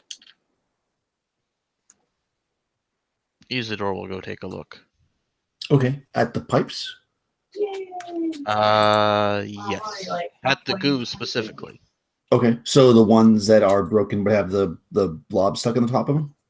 Absolutely. That's the one. Okay. It is for us. What's everybody else doing? I guess Bane's throwing Crash up to the ladder. Okay. I mean, you can reach it's on the floor. You could reach it, but if you want to, it's fine. It's fun. Anybody else doing anything in particular, or are you just kind of hanging out, waiting to see what happens? I'll wait and see if I have to run. Awesome.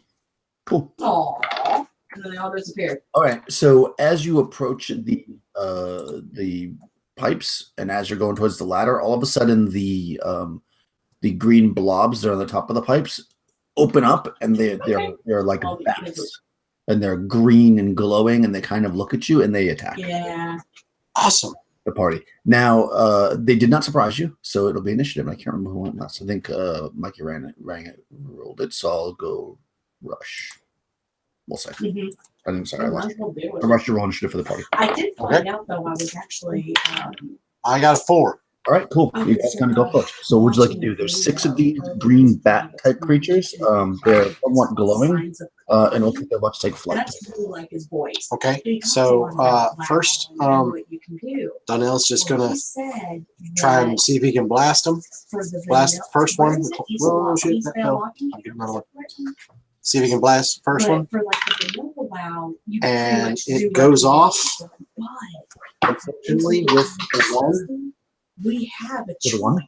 Yeah. You can either go. So that's just 1d6, right? 1d6, and you can't use the power again today. Correct. Well, at least I got a 6, so I'm going to make it count. Nice. That is enough to kill one. So we can. Yeah. Yeah, I didn't have the pen. I'm assuming my shield is gone now. Well, he said there was 2. He said for like from 60 to 80.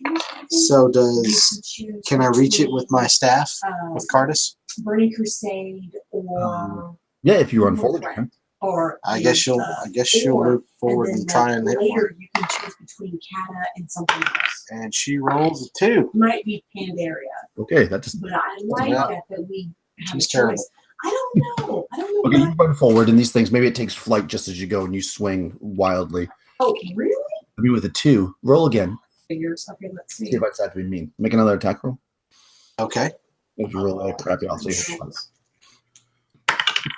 Well, that time I got 5.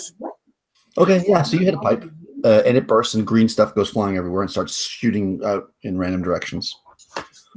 Awesome. Yeah. Stand by for that. Oh, never mind. Yay. Cardis is going to apologize to everyone right now.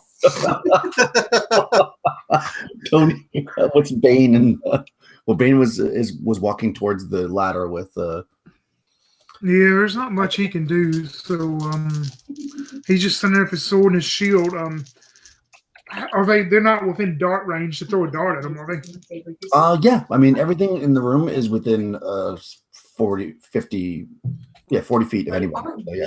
It'll just be a standard roll, no modifiers. On all 4s too. Yeah. Yeah, Adrian would take one of her darts out, and she's standing there next to Malaya and throw a dart at one of them. Let's see. Armor class 7. Oh, what 3 see actually?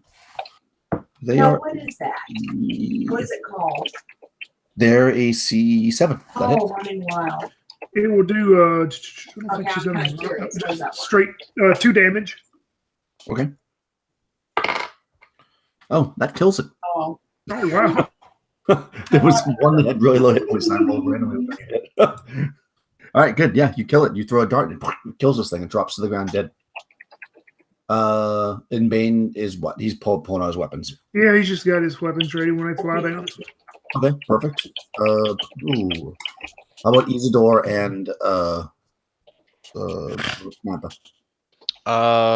Samantha's gonna shoot a bow, and Isidore is gonna back the hell off because they're glowing green bats, and he thinks they're made out of acid. Nice. Go for it. Actually, you know what? Isidore will go ahead and take a shot with his sling, even though he has like no chance of hitting. Okay.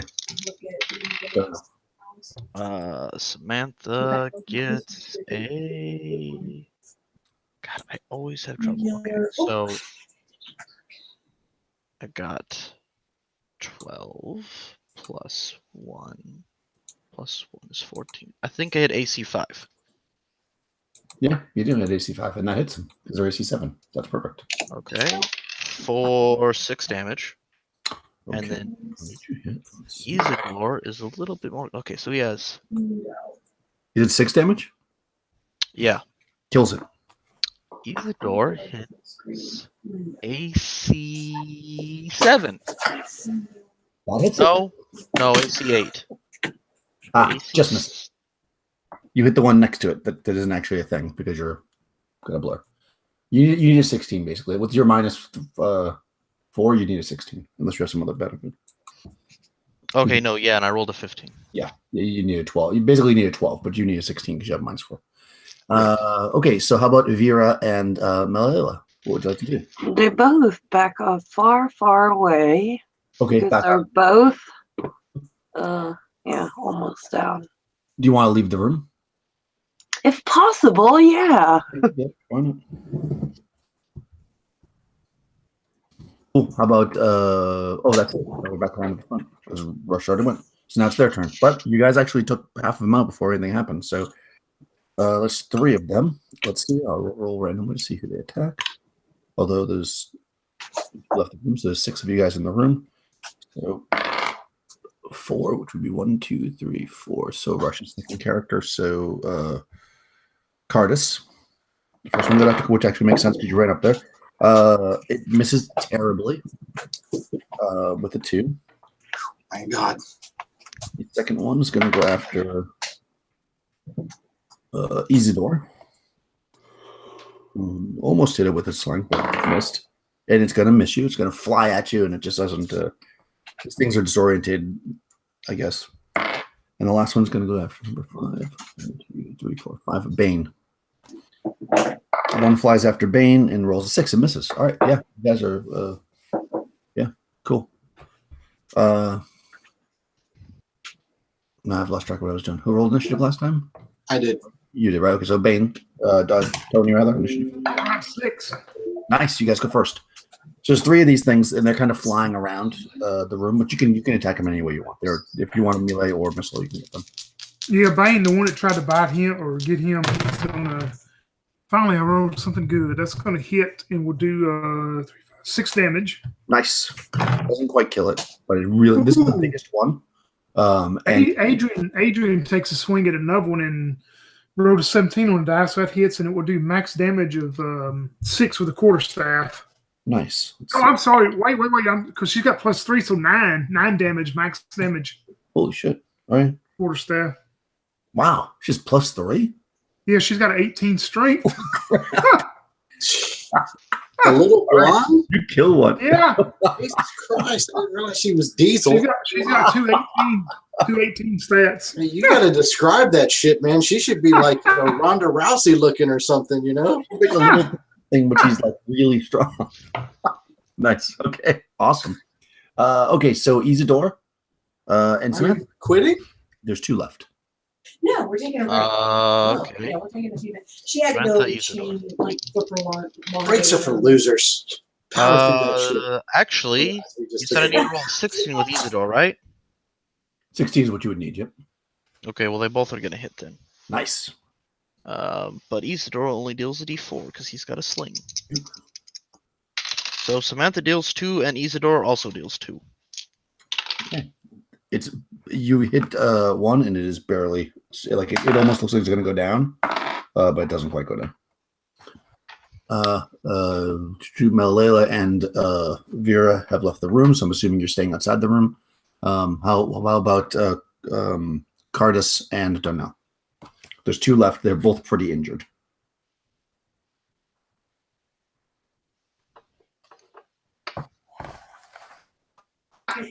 Sorry. My bad. Michelle got a hold of me for a minute. It's my turn? Yep. There's 2 of them. They're both pretty injured. All right. Well, Donnell's going to take a swing with his sword now because that's all he's got. And he will roll a nat 20. Nice. Long sword is D8. D8. He will get a 4. Cool. All right, so you move forward and attack the one that was on Bane and kill it. Mhm. Drops. All right. So if Cardis misses, and that means that she's slipping in the goop that's back there that she made a spill out of, and we'll deal with that. So hopefully she doesn't. Well, actually, I was thinking about having her not attack because she's freaked out over the fact that she's just made a huge mess. Okay. But that would be very close to metagaming at this point. So she'll take one more swing. Okay. Oh, she's gonna try. And you said if she misses? Yep. Well, she missed. Okay. Yeah, you got some goop on you. We'll deal with that in a second. Fucking A. You went first, right, with Bane. So there's one left. This is the one that was flying around to get hit by missile weapons, so it could attack anybody. It's going to fly towards 1, 2, 3, 4. It's actually going to fly towards Cardis. Maybe that's enough of a deterrent. So you got some goop on you because of things attacking you. With a 13, which hits an AC of 5. Which She's only got a 9. She's only got a 9. Yeah, that's going to hit you. It only does a D3 damage, though. It does 2 points of damage, but it sits on your back and jams its beak into you and starts draining your blood. Oh, nice. Yeah. So it's on you. You take the 2 points of damage, but it is on you now as we go into the next round. Yeah. So, Alexander, please roll initiative. There's only one creature left. It got 2. It got a 1, so you're going to go first. It's on Cardis. It's on her back. Who is screaming, get it off, get it off, get it Wait, off. it is like actually on her? Yep. Yeah. It's on her with its beak jammed into her. So if you shoot a missile weapon, you've got a good chance of hitting her if you miss. Trying to decide what I would do. Can I is the way that I can carefully just get near and swing horizontally, across her back? With the melee weapon? Yeah, with a melee weapon. Yeah, 100%. So there's no possible chance that I'm going to hit her? No, not with a melee weapon. You're fine. As long as you say, you're like, hold still, you're not going to hit her. Okay. Isidore isn't going to do it. Samantha's probably too short. She's not that short. Cardis isn't very tall. Well, she's a halfling. She's like 2 feet tall. Okay, Isidore will try it. Okay, a little taller. Isidore got 13. 13 hits. Great. And it's a Warhammer, so it deals 3 damage. And it kills the creature. Yay. Now, though. Yes. Last. Go ahead and roll a d6. Let's just see if it regurgitates back into you before it falls off. Oh, come on. I got a 1. Oh, it does. Fucking A. All right, roll a d6. Don't get a 1. Oh my God. Yeah, turn the light on because I got to be able to see. Yeah. I need more than that.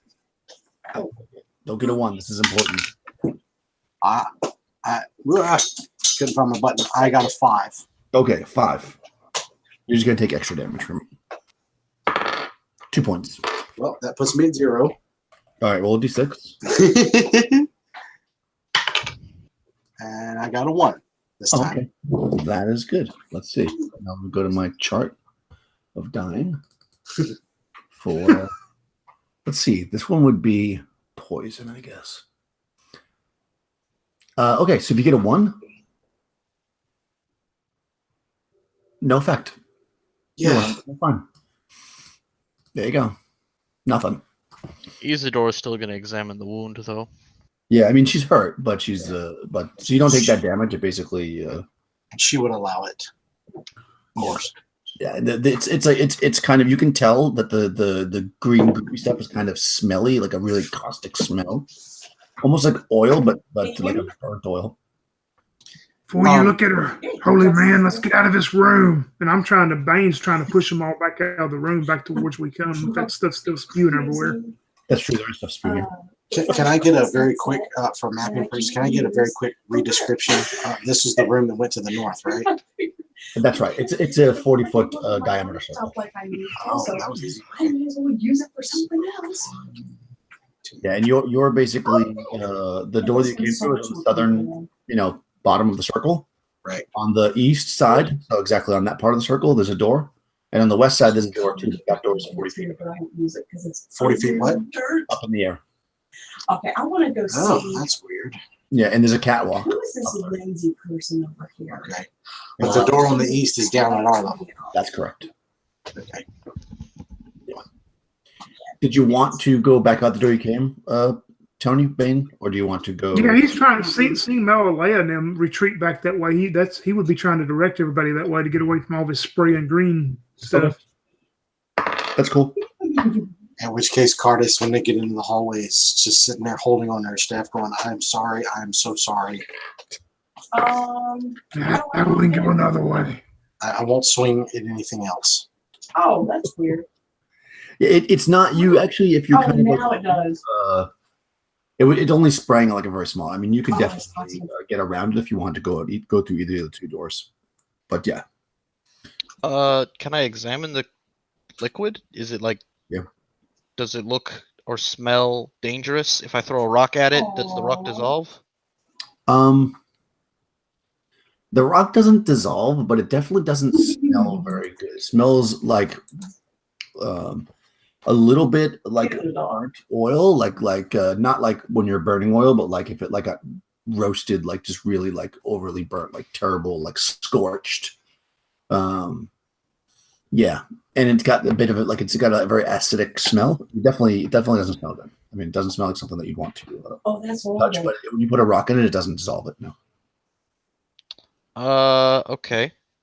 If let's see, what do I have? If I put a piece of rope, there's like the end of a rope in it, does it look like the rope is getting destroyed? Oh, that's cool. No. Let me just check, but I don't think so. Oh, dang.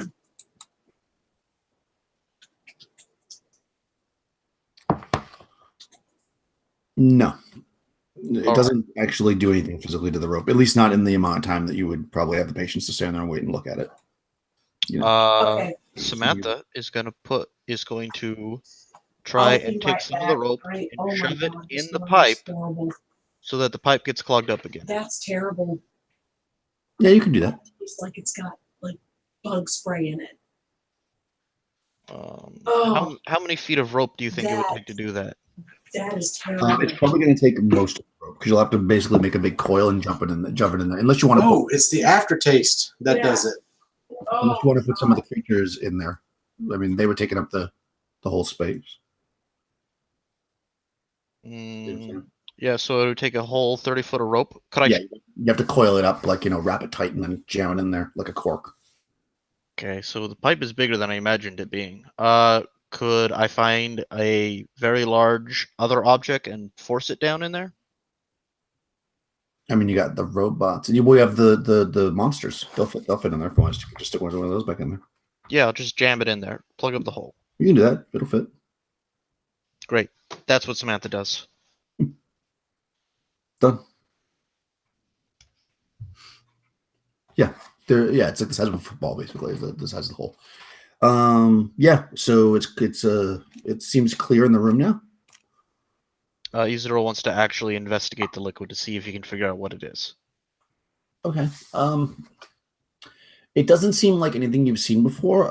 But your best guess would probably be what's your intelligence? 15. I mean, it's definitely ancient. Obviously, it's definitely not food. So your best guess would be that it's either some kind of a weapon, which doesn't seem like it would make sense in this situation, or some kind of fuel. All right. Can I scoop some up into a potion bottle or something? Yeah, well, there's a vial of boogers in the other room. Yeah, I'll dump out the boogers and fill up this thing full of the liquid. Yes, you can do that. And then I'm gonna pour it. Who knew?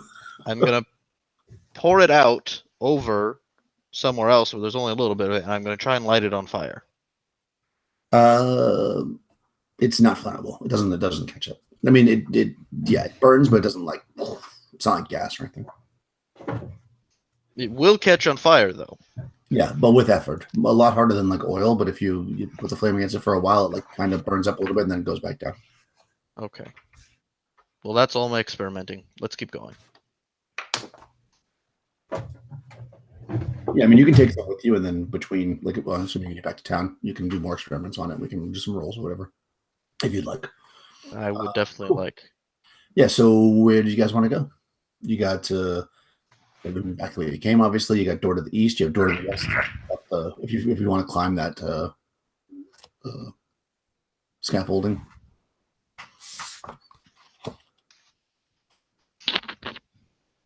You think? Nah, let's try another door. Sorry, I didn't realize I was muted. Donald would say that we kind of look at the group and say, I don't know that I want to try anything that requires us to get off this level. So I'm not real keen on the door that's way up high on the wall. So it would. My suggestion is either the east door or one of the split hallways. But I don't know. I've got this feeling that if we're going to find anything that's going to help our lady friend here, I think we might. I mean, this is acid, but I don't know. There's got to be some kind of medical room around here somewhere. All right, let's keep going to that door. Use the roll pipe up. I don't think this is acid. Oh, well, what do you think it is? Some kind of strange fuel. Does my character know what hydraulics is? No. I need one more of these things. He's gonna say it's not acid. He's pretty sure. He doesn't know exactly what it is. It's not flammable. It's not a weapon because it doesn't. Oh, I forgot about the striders. Hold on. Smells bad. He thinks that it is somehow used for mechanisms.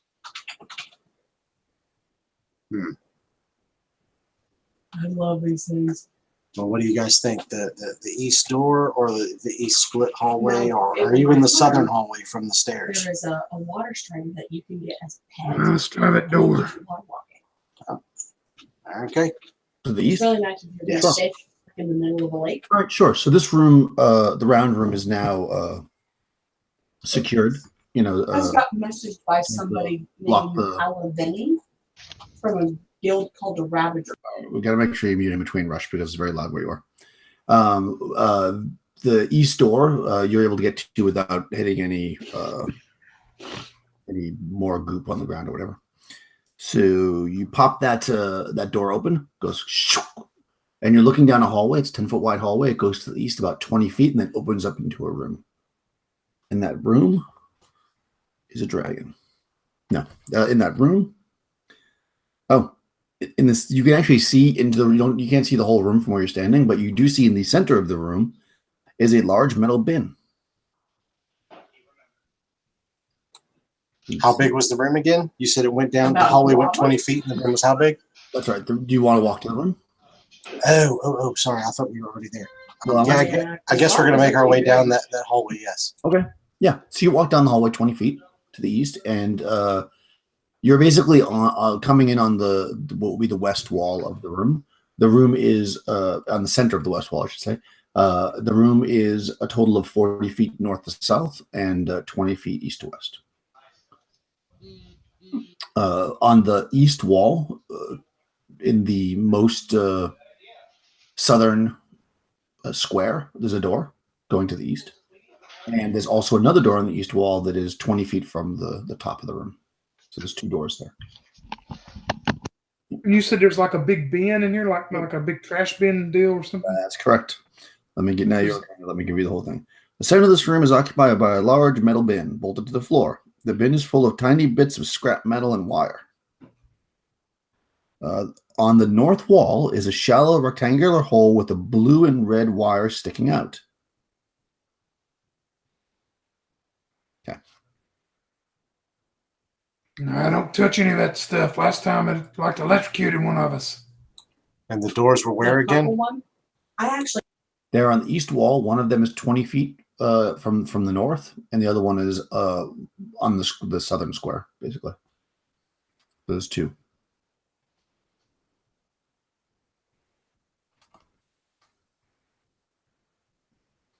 And I believe, let me just check. I'm pretty sure that, yeah, you recognize that you came in to this room before, as Bane noted. from the door that's in the southern part of the eastern wall. That's where you came from when you came to this room before. So that means that the very odd kind of diamondy shaped room must have been through that way. So we're sort of made a loop around, it seems like. Any of the old items. And then there's one door we haven't been to, right? That we know of. Yeah, that's the one that's 20 feet from the north wall. That's 20 feet down. Everybody roll a d6 for each of their characters.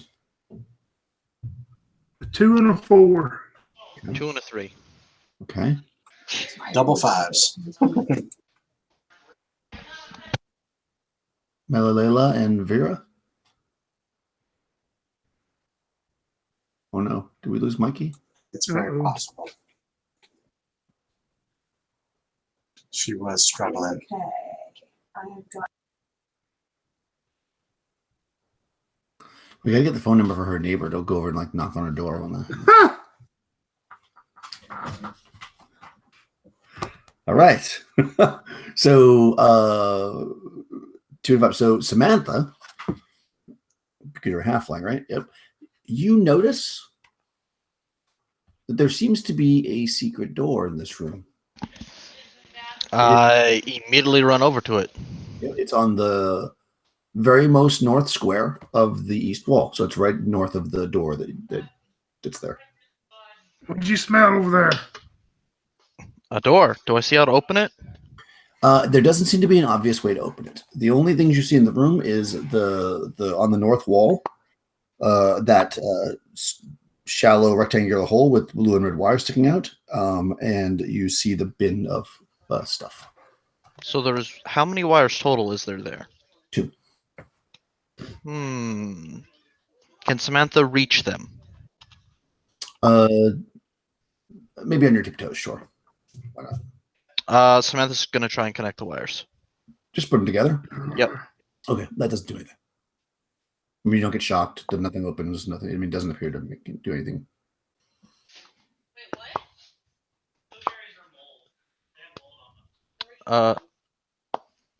Samantha says, "What stuff over there shocked you guys?" Somebody they got some stuff out of that bin and put it on them wires, I think, something like that, wasn't it, Donnell? Yeah, they tried to plug something in the hole and apparently did it wrong. Yep. I mean, we could always try again. Isidore wants to take a look at everything to see if he can figure out what he thinks to do. Sure.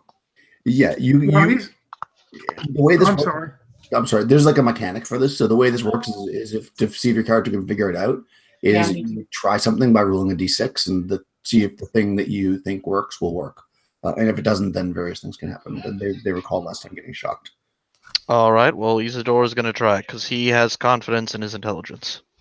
Okay. While he's doing that, Bane wants to go to the actual door, that we can all see, and I just want to open it up and look down it. Okay. It goes into a hallway. A long hallway. Also targets mine. You just stand there and watch down the hallway.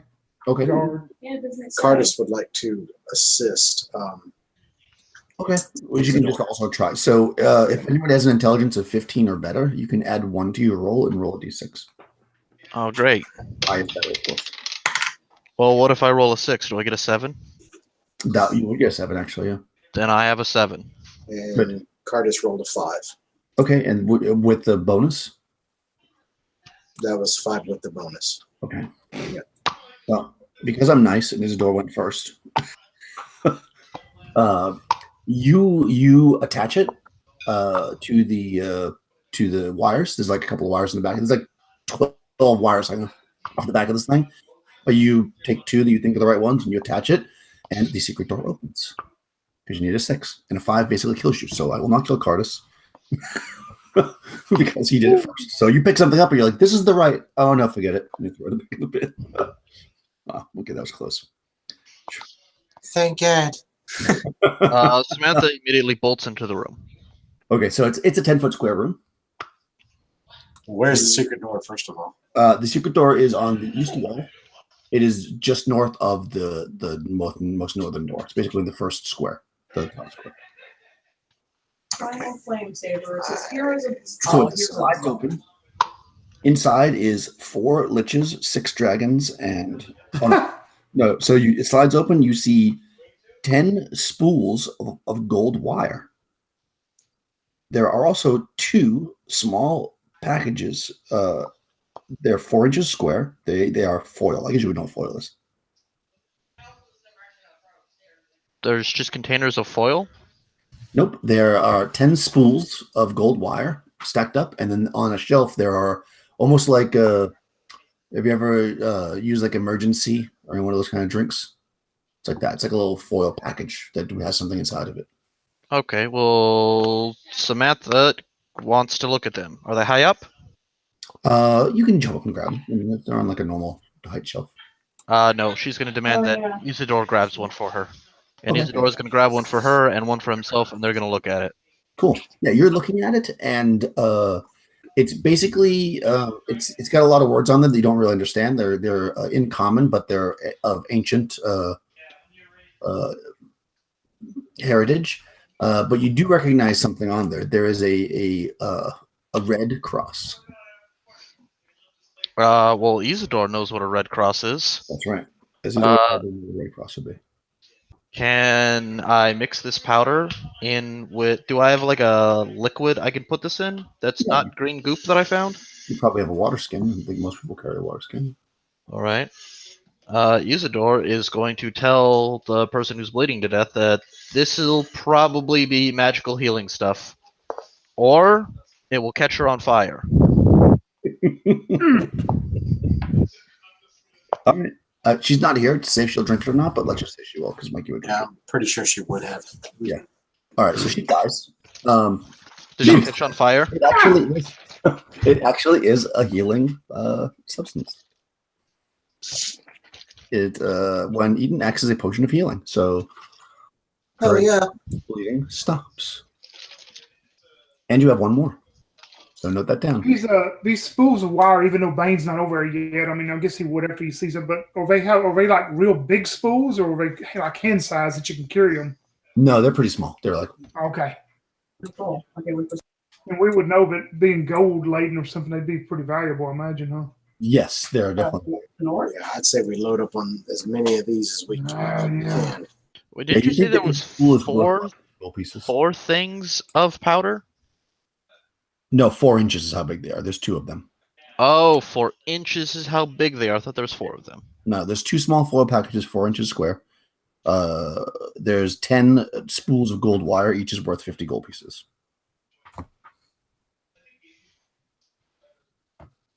Okie doke. Is there more places to explore in this place? In this room, no. No, just in this entire location. Because I'll be honest with you, you describe rooms and I immediately don't know what they look like. Yeah, I'm standing over the hallway right now. But we can keep going that way. Yeah. Yeah, there's a hallway that's been unexplored by the party. Your characters, I don't think were here the last time they were here, right? So, no, Samantha was, right? No, Samantha wasn't here. So there's 2 doors that she hasn't been through, but the party tells you that they've been through them already. So there is a door that's unexplored, yes. Yeah, there's a hallway that went directly south from where the 13 robots were. We haven't been that way. And then there's a split down there. Then we definitely went one way, but we didn't go the other. But I'm guessing that when it split left and right, we went to the northern one, which would have been left. So there's actually 2 different ways we can go. But I'm going to try, between Bane and I, if these spools are fairly small, we should be able to load all these spools up in our backpacks pretty easily, I think. Well, yeah, and Adrian, 18 strength, surely she can carry. Yeah. Yeah, you'll now be carrying treasure, so you'll be 1 movement slower, basically. Okay. And yeah, they're since they don't list a weight for them, I'm just going to make them weigh 50 gold pieces because that's what they call it, what they're worth. So, yeah, 1 person could easily carry all of them if need be. Well, not easily, but you'd be weighed down. Okay. So yeah, so in this room there's 3 exits out of this room. That's a secret door. The one you just came from, which is on the west. On the east, there's 2 doors. One that you're pretty sure you remember coming through, which is in the southern part of the eastern wall, and then almost dead center, but slightly up on the eastern wall is a door that Bane just opened and looked down. Yeah, which is the one that's right near the secret door. That's correct. And that looks down into a hallway that is about 70 feet long. But you do see that it has some branches, not doors, but branches coming off to the south. So that it's 70 feet long total. But 40 feet in, there's a branch that goes to the south, like basically an opening. 50 feet in, there's a branch that goes to the north. And then all the way to the end, 70 feet is a branch that goes to the south. So there's a few, paths you can take if you go down this hallway. You don't see any doors. Everything's just open.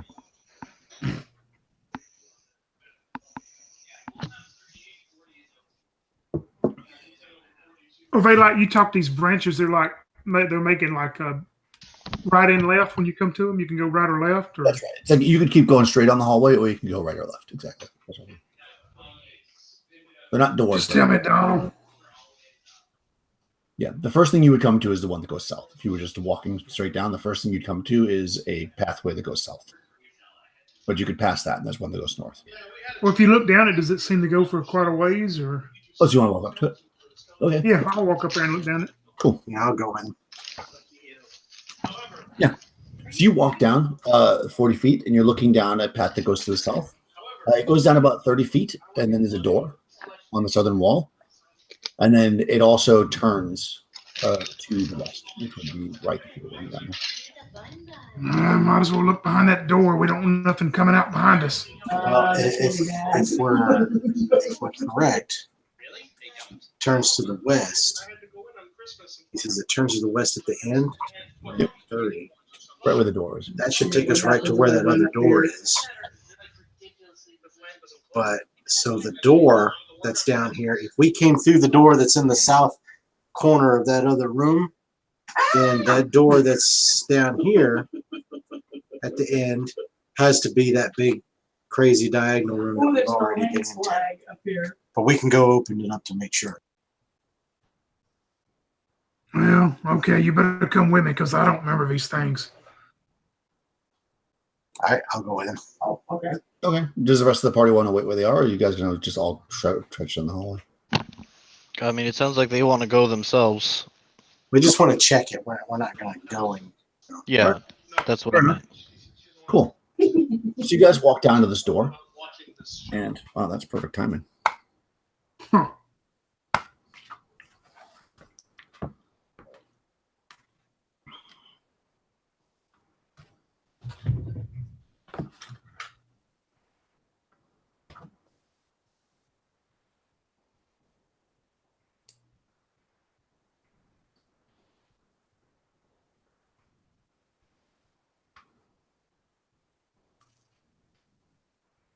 Okay, so from the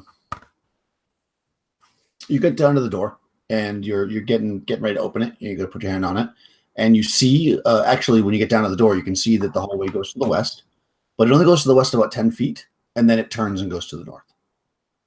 So it kind of comes down and goes like this. So it doesn't lead back all the ways to the other room, from at least not directly. That was the hallway does that? Yep. So you go south to the door, and you look to the right where you think you should basically, you're thinking there's going to be a 30-foot long hallway and a door based on what you just said to me, or you said to Bane. You don't see the door. It just goes 10 feet and goes up. So it doesn't go directly to a door from here anyways. I don't know if you want to explore that or not, but while you're looking, you around the corner come 3 of those robot guys, and they do not surprise you, and you are not surprised. So it's just Bane and Donnell there. So go ahead, roll initiative.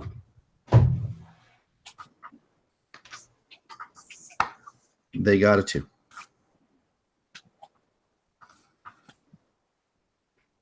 Oh, I'm sorry. You see it or not? I thought you said Bane. Apologize. I got a 6. Cool. You guys go first. You see 3 of these things come around that corner. So the first thing Donnell's going to do is go, help, like that. And then he's going to swing his sword at the first guy. Mhm. And I got a 15. Yeah, that should hit. You guys need 13 to hit these guys. Okay, so that's a D8. Mhm. And that's a 6. Dead. Sweet. Yeah, Bane just charges into one of them. Crap. That's gonna miss. I don't like hearing that out of you, Bane. Man, I know. Gosh. They need some new dice. All right, so it's there's 2 of them. So one will attack Donnell with a 10, which is going to miss, and one will attack Bane with a 5 and miss. So they both miss 2. So go ahead, Tony, roll initiative for this round, and everybody else can participate at this point. 2. All right, they're going to go first. So first one at Donnell, 16 is going to hit you, I believe. What's your AC? Well, actually, I have it here. Donnell's AC is 5. That's going to hit you for sure. So you're going to take a d6. Yes. Well, only 1 point. Oh shit! I'm still up. And second one's going to swing at Bane. 16 again. Well, that's weird. That probably hits you too. Let me just check the chart to make sure, because Bane is our AC 4. You're slightly better AC. But I'm pretty sure that hits you because I think they needed a 15. Somehow I lost the chart. Or did I close it? There it is. Okay. Yeah, that's probably gonna be right on the money. Yeah, so they've got what did I say, a 16, and they're 1 plus hit dice. That's no, it actually hits armor class 2. They're actually a little better than that. So that hits you because you're armor class 4 or 5. 5 points, okay. Crap. 5 points exactly. Okay, so now it's your turn. There's 2 standing in front of you. Go ahead, Bane / Adrian. Yeah, but well, Adrian's not up there, so Or she can move or whatever she wants. yeah, Bane takes a big swing at that one. It just K-walked him. Hey, that's much better. Maybe armor class 6. That hits. He will do 5 points of damage to it. All right. Cool. Adrian's just gonna. She's still staying with Malaya and them, so she doesn't really know what to do right yet. Perfect. Alexander, what does Samantha and Isidore want to do? They heard Donnell yell help. Samantha wants to shoot her bow, and Isidore wants to run over and smack something with his warhammer. All right. Well, the creatures are around the corner, so you probably can't use a bow at this point because you. I mean, run around a corner and then shoot a bow. Yeah, if you run forward, you'll see there's not enough space, basically. Because they're in a tight corridor. Yeah, it's like you're going to have to go down and basically make a U-turn around a corner. Coming up here earlier. Yeah, if you run down there, you'll see you're not close. There's no way you're getting a bow in there. You don't have to get within me like that to get hit when you run down there, but you can clearly see you can't use the bow. But Isidore can probably. Well, I mean, can I run over there with my bow, realize I can't use it, drop my bow, grab my warhammer, and then hit something? No. That's too many actions. Great. I'm going to run over there with my bow, ready to hit something. Isidore will run over and smack something. Perfect. He definitely hits for 2 damage. Nice. It staggers back, but still up. Sleeping. Don't know. All right. I'm going to attack it with the sword. And Donnell misses almost as bad as you can possibly miss, but not quite. Oh, jeez. Okay. Okay, next one. Hold on. Is Cardis going to do anything? Cardis. Oh, shit. Yeah, she'll probably run down there. Well, at this point, there's 4 people in the hallway. It's pretty tight. She can do it. She's probably not going to be able to do much of anything, so she'll just hold her position. Yeah. Yeah, you technically fight 3 wide. So essentially, right now, you get the 3 guys that are down there are blocking the corridor for anybody else at this point. Okay, so next round initiative, Alexander. They got a 2. 5. Okay, you go first. So Isidore's right up there in this thing's face. Samantha's kind of behind the party. It'd be tricky to get in there with the bow at this point. But Isidore can feel free to attack this thing. I mean, tricky or impossible? I'm going to say impossible. All right, she'll drop her bow and grab her warhammer then. Right. But even with that, she won't be able to get up there because you're 3 people wide to 10-foot corridor fighting somebody. Oh, then she won't drop her bow. She'll wait to see if there's a chance to shoot her bow. She's basically just ready to do it. I know there's no ready, but that's what she's doing. Yeah. Isidore will.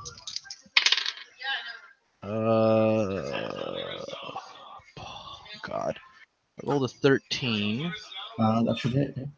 Yeah. Then 4 damage. Yep, that hits. 4 damage, kills it. It drops. Good. And they come from around this corner in front of us, right? That's correct. Yeah, Adrian, excuse me. Bane runs up to that corner to make sure no more of them's coming. Okay. Yeah, so you run up. So it's only like about 10 feet. You run up and you kind of go up. You go north 10 feet, and then you can see that it turns to the west again. And you can actually see it goes down about 30 feet, and you see that door. It's not a, you got to go to, it's at an angle, but you can see the door, and you don't see anything else coming. I think that's all of them.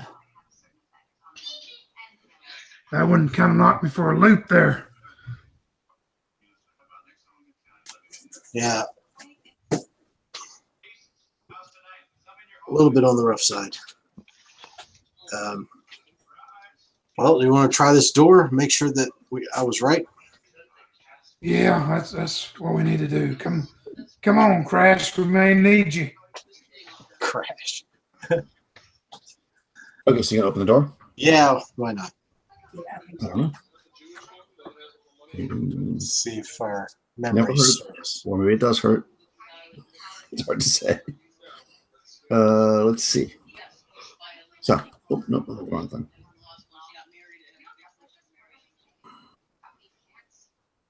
You're still up here. Okay, so you press the button, the door slides open. You're looking into a 20-foot square room. You're at the north side of the room, obviously. You're on the north wall, but you're in the north west square of the room. In the southeast square, but on the south wall. So basically, the south wall, kind of diagonal from you. There's a hallway that goes south, right? It is a 20-foot square room, and in this room, let's see, along the eastern wall is a jeweled bent metal frame with bits of strange plastic material protruding from the back of the frame. Isidore immediately recognizes this as a god's eye. It is smashed. Well, I'm going to go see if it can't be salvaged. Yeah, it looks pretty destroyed from what you can see. So Okay. Well, I mean, I'm going to see if it can at least parts be taken from it. you see that there's it looks like a lot of like the mechanical stuff that's behind it, although yeah, maybe you've seen that stuff has been taken possibly by the robots. But along the frame of it that's bent and stuff, there are actually insets, some aquamarines, 20 of them to be exact. So it could be great. salvaged. I will pull those out to give to everyone. Okay. Yeah, there's 20 of them total, each worth 10 gold pieces. So let's scoop those up.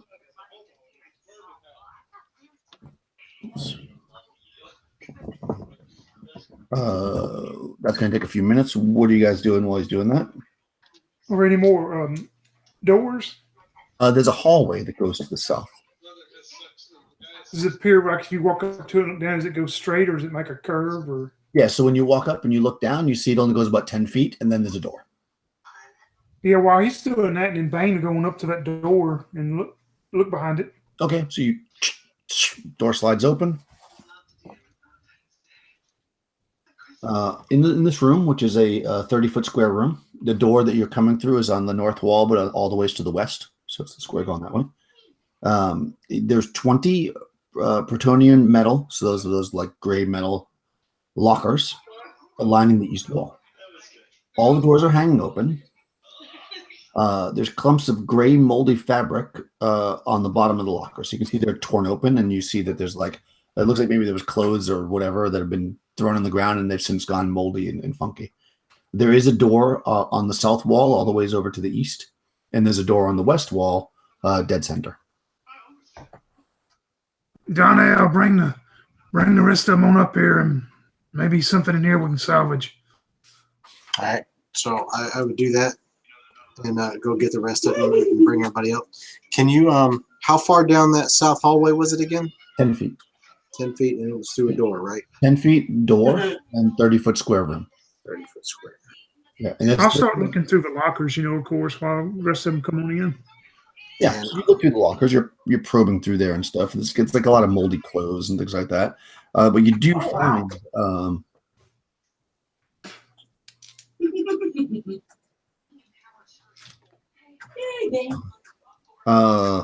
there you find some. It's very ancient when you look at it, but you find some silver coins, like a sack of them, 500 of them to be exact. I mean, you get them right now, but there's a sack of silver coins.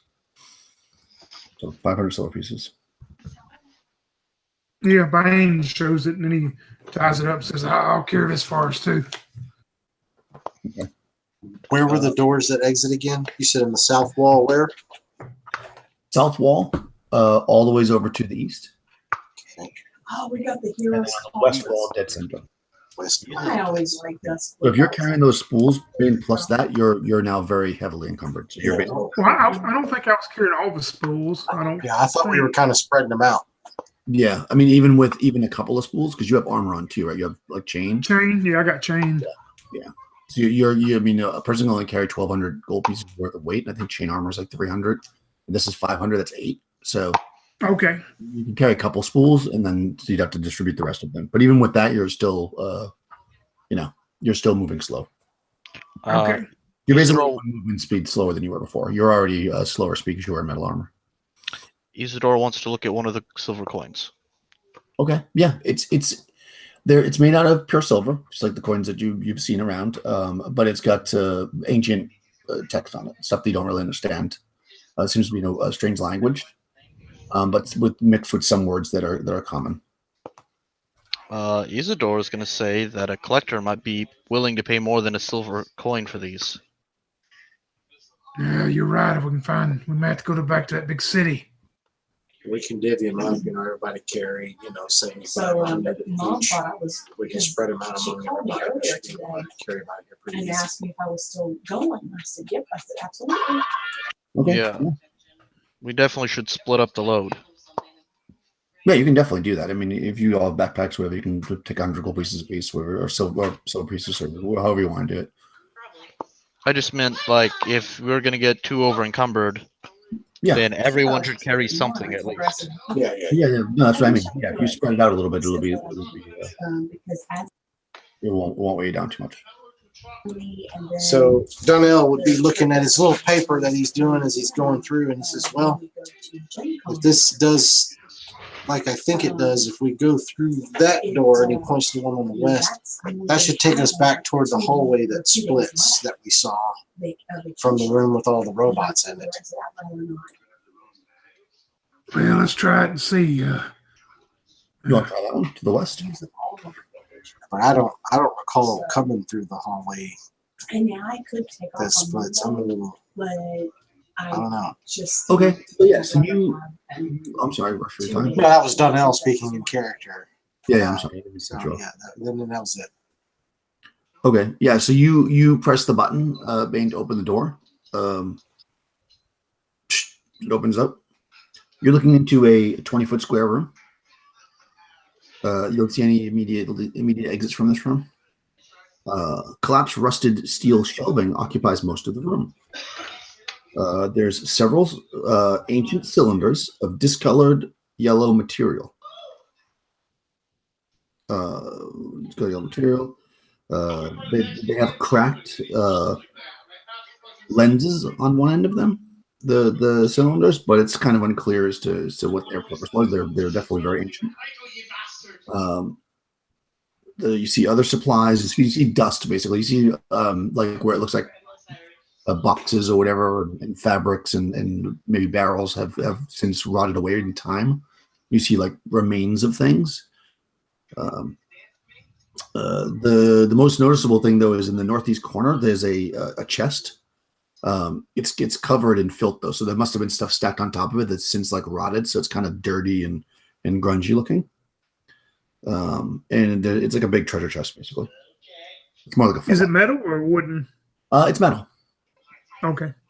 Yeah. Yeah, Bane will start going over there, but he hollers and goes, "Hey, Crash, you're good at finding those hidden doors. I don't see any out of this room. You may want to look around." She will do exactly that then. Okay, go ahead and roll the 6. While he's rolling, the entrance into this room is on the east wall. Is it on the northeast or the southeast? Northeast. Okay. I got a 2. Okay. Yeah, you don't see any other ways out. Just the door you came from.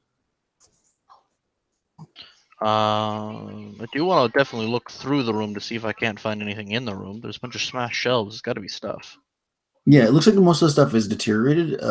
This chest is in decent shape, and the cylinders. That's pretty much all you see as you dig through the kind of the junk. Everything else is kind of moldy and bad. The chest just has like a clasp that you just pull up and open it, or is it? Yeah, it has a clasp, and then there's like a lock next to it. So it'd be like kind of like a foot locker. You know, it flips over and Yeah. there's like a lock. It doesn't have like a lock through it. There's like a lock on it. Yeah, he would open it, and if it's easy to open, just take his dagger or his hand axe and open it up. It is locked. You could try to smash. Yeah, I'll take my hand axe in and try to smash it. Okay, so roll an open doors roll. 3. Yeah, so you smash it. You smash the latch off. You think you could probably open it pretty easily. And I will open that baby up. Nice. Oh, okay. When you open it up, a dart shoots from the front of the chest and hits you. Mm. Save versus poison. Oh, so you were actually serious this time. I'm reading it now, actually, as I'm doing. Okay. I failed by it. 4 out of 12. Bane, yeah. Yeah, Bane is dying from poison. I should be. The chest is empty. Of course it is. It does say on the inside of it, live practice. Yeah, so you're slowly fading there, Bane, from the poison, which is entered into your blood. So Donnell would look at Isidore and say, you got that other pack of stuff? Isidore first is going to see if you can't mundanely cure him from poison. I'm stuck on a tree. No, you don't think so. Okay, and do I think that this potion pack? Actually, he will probably just try it either way. Yeah, you're not sure. You could try it. I mean, do I think that it won't work, or do I think it'll probably work? I mean, you don't know. You've never used anything like that before. Well, then yeah, I'll just mix A it lot up and of give it to him. poisons, it might. Yeah, I'll mix it up into I don't know, a tin can I have, and give it to him to drink. Okay. Do you want to drink that, Bane? Yeah, oh yeah, he would drink it if Isidore, gave it to him. Yeah. You drink it. It's like fizzy, like Alka-Seltzer. You get another saving throw. Okay. Oh, this is the only good one I need tonight. Come on, brother. Oh, whoops. 17. All right.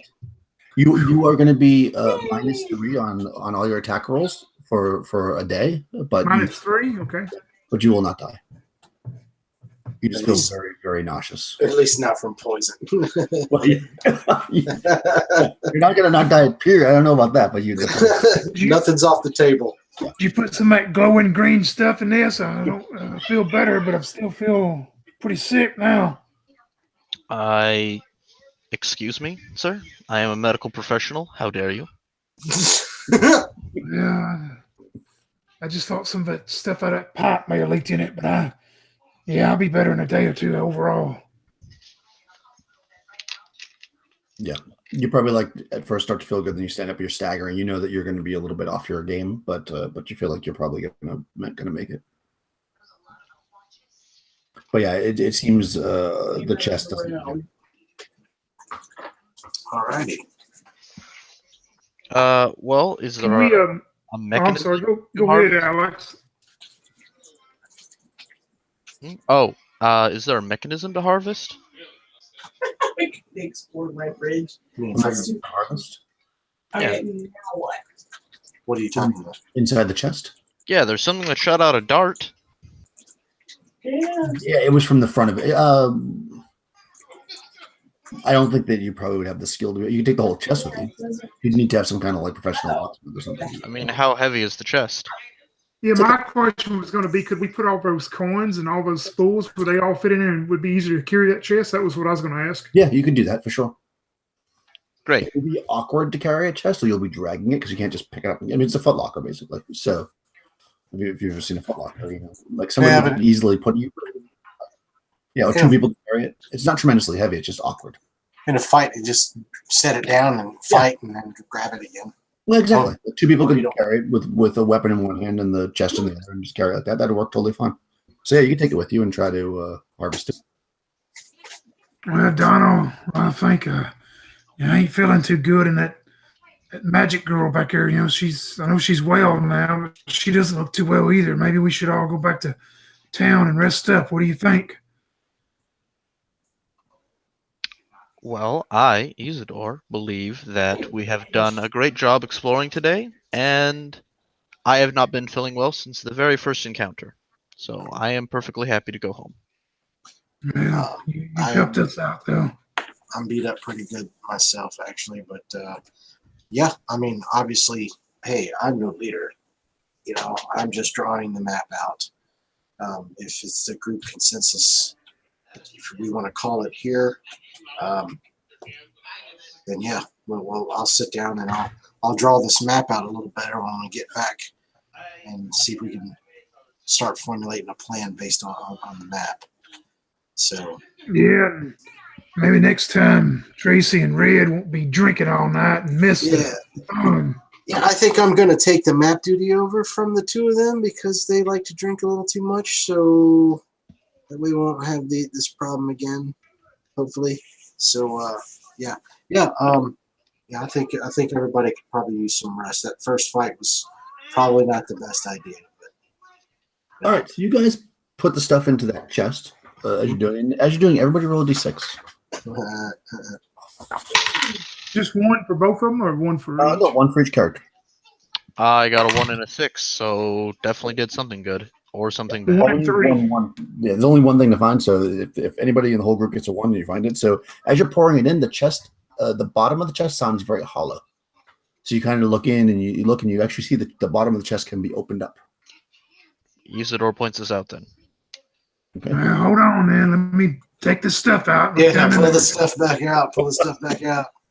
Yeah, so you take the stuff back out, and you see that you can probably like put a dagger in or something and pop the side up, and you can. There's actually the chest is it has some kind of a compartment in it. Well, a false Damn, bottom. Athanasius isn't here, is he? Dart flies out and hits me again. Who wants to do it? Tracy's the thief one, isn't he? She's the no, rogue. No, Tracy's a fighter. Yeah. Tracy's a fighter. Great Grayson. Grayson. Yeah. Where's that bastard? Okay. Surprisingly low on thieves. Yeah. Isidore will say, well, if we pry it with the sword and then walk over here and lift the sword up, it will open it without someone getting shot, probably, based on my knowledge of geometry. So Donald would like turn his sword and hold it out to Isidore hilt first and just kind of clap him on the back one time and say, hey, there you go, buddy. All right, Isidore will do exactly that. He will put the sword in, and then he'll like slide it back so that the angle will still pull it up, but he's actually not that close to the chest. Okay. Where's everybody else? I'm going to stand back. 20 foot away. 20 feet. All right. What's the radius of a fireball? No, I'm just kidding. All right, so nothing happens. It's clear. And sitting in the bottom of the chest is So cool looking. A baby dragon. Yeah. And it's hungry. There's a bag, just like a sack.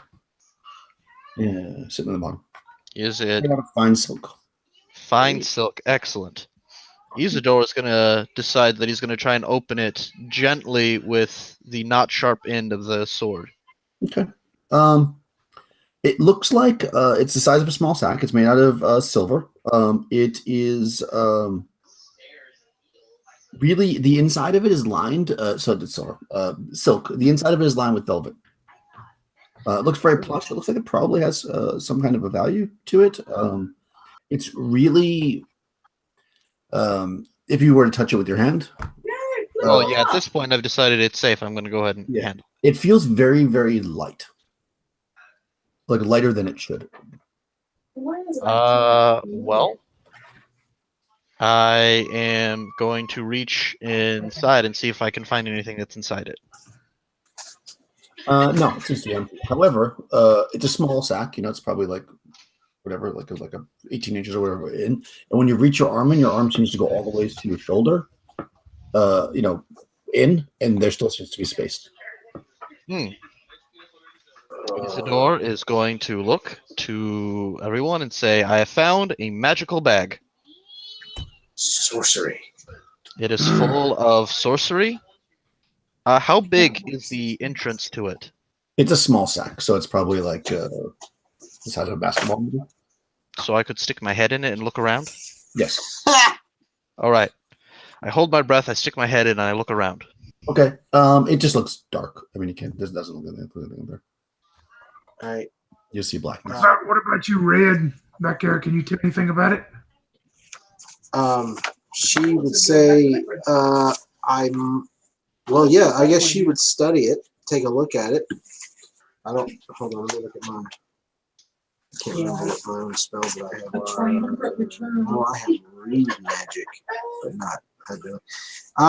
So she would take a look at it and start looking it over to see if she recognizes it or has heard about it or anything. And at the same time, Donnell would,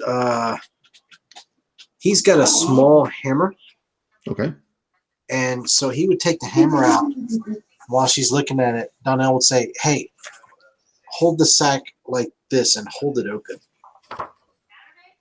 Are you going to put the hammer inside of the sack? I am. I want to see something. Sure, okay. Put the hammer inside of the sack. So I'll hold it open for you. He's just going to reach over and just drop the hammer in. And then... So you drop the hammer. Drop it in the sack? Yeah. And you would normally think if you're holding a sack open and you drop a hammer, like you don't get to make a bump in it or whatever, but you drop it in and the hammer seems to be gone. All right, so then he would point to Isidore and say, okay, reach in and see if you can get it. Okay, I reach in to try and grab the hammer. Yeah, you grab the hammer. It's sitting in there. Okay, I put the hammer back in and I look in the bag. Do I see the hammer? Yep, it's sitting there. Wow. That's incredible. I take the hammer out and I say, okay, put some of the treasure in here. I want to see if it gets heavy. I'll drop one of those spools in there, then. Yeah, not noticeably.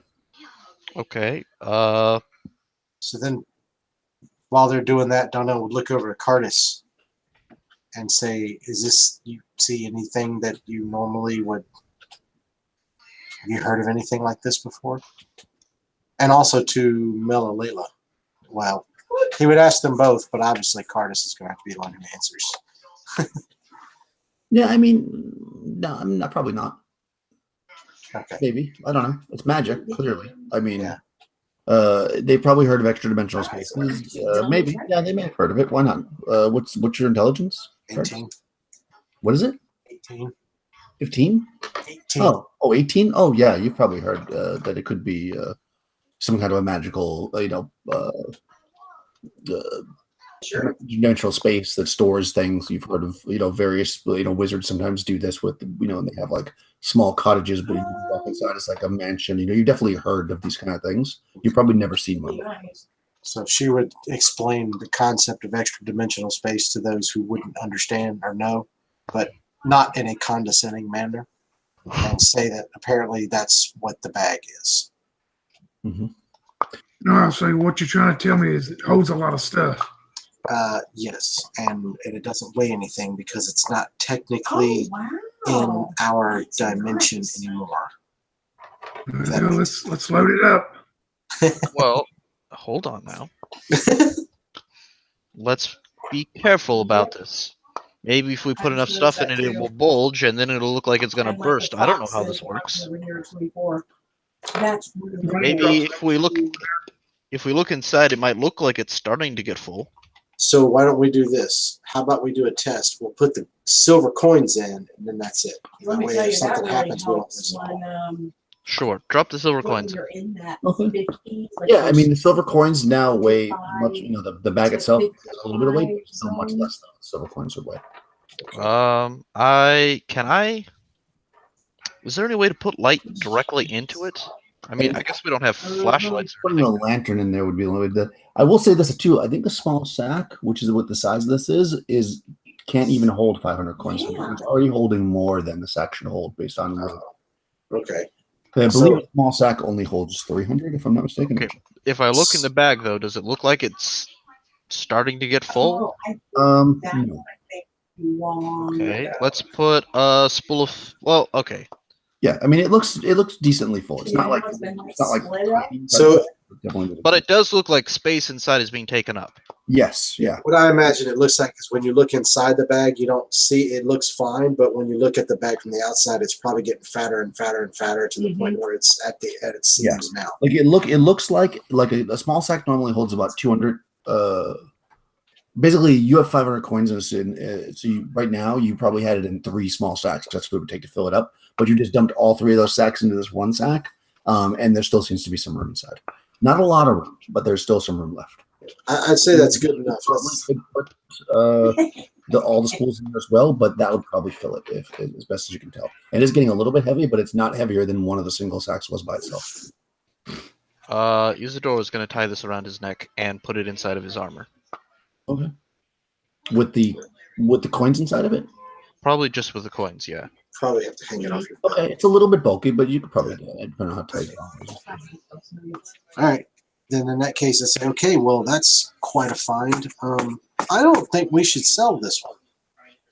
Imagine But we can talk about that when we get back. All right, let's load this chest back up and help me carry it. Well, we don't really need the chest if we've got most of the coins in the bag. Well, it's I kind of a know nice. somebody. Oh, you guys somebody want the may pay chest. some money Okay. for it. Somebody may pay some money for this thing. All right. That's good. Okay, we'll take the chest too. How much would it cost to get like a house in the city? Denethix? I'm sorry, you broke up. No. In the town we keep going to. Jumpshire. Yeah, Jumpshire. How much would it cost to get a house there? You could definitely get a house there if you want. I'm asking you how much it would cost. Yeah, let me check. Let's see. House.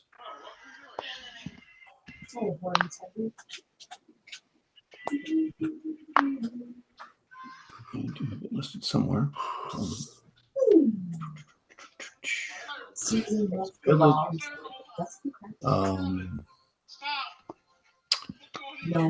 Rent a house would be 50 gold per month. No, how much would it cost to buy a house? Buy one for about 10,000. 10,000 gold. That is so much money. How does a peasant ever afford a house? They don't. That's the point. That's what them money lenders are for. Yep. That's why they're all poor. Yeah. I mean, how much would it cost to have someone build us a house? Well, the property is what costs all the money because you can't actually build. It's very totally controlled by the wizards. Yeah. Thus is their economy. Oh, I mean, in the tiny little city, The wizard runs the whole area. Yeah. and he would be like, "No, you can't build a house here." If that's Yeah. Basically, what would happen is that you could build a house if you'd like, but then the wizard's soldiers, the guard, the unyielding fist would come by and probably burn it down. Oh, I mean, you would know that, so just so you don't do. I mean, you can do it if you want, but you'll end up in a war against the. yeah. No We thanks. don't want to mess with them. Trust me. I mean, No, you I could mean- be further out. I mean, you could be out like near the mountain and build a house if you want, but then you're not going to have the security. If you're in town, you don't get raided by monsters and stuff. yeah. I mean, never mind. I was just trying to figure out that's way too much money, so never mind. Yeah, it'd be better to rent. We All right. need to rent us a place though. Yeah. I was just So- thinking we could finally have our own place and not sleep at the end every night. Yeah, well, that would be nice. I mean, you could do that. You could also get a cottage, which is a much smaller, like a single room, for about 5,000. But at the same time, at this point, most of us are only level 2 at best, so we're getting there. We'll get there. All right, so I'm gonna Donnell would go ahead and help get the chest secure. Okay, so you're going to load everything else up into the chest so you can bring it with you, and you're going to take the silver but put it inside the silken bag, and you're going to head out, basically. Are you just going to go back to where you came? Yeah, I think so. We don't have a choice unless we go south through this door and try and loop around. But I'm a little No, let's nervous. get out of here. Well, it should take us back around, but I'm a little nervous about if we tried that and if we choose the wrong door, we'll get lost. If we go back the way we came, we know exactly where to go. Yeah. Okay, it's going to take you 4 turns to do that. So let me see. That's 2 checks for wandering monsters. Let's see if you encounter anything on your way out. Nope. Nope. All right, cool. So you get all the way back to the cave entrance with no problem. You work your way down the mountain to the main, the road there, and you head back to Chelmsfordshire to adventure another day. Yeah, next time we may have to go look for Athanasius and that singing girl. I think they done run off together. Probably. So strangely enough, when you get to the town, you guys sit down and you pull out that silver bag silken bag rather to take a look at it, and the silver is gone. Oh, so that's why I wanted to test it.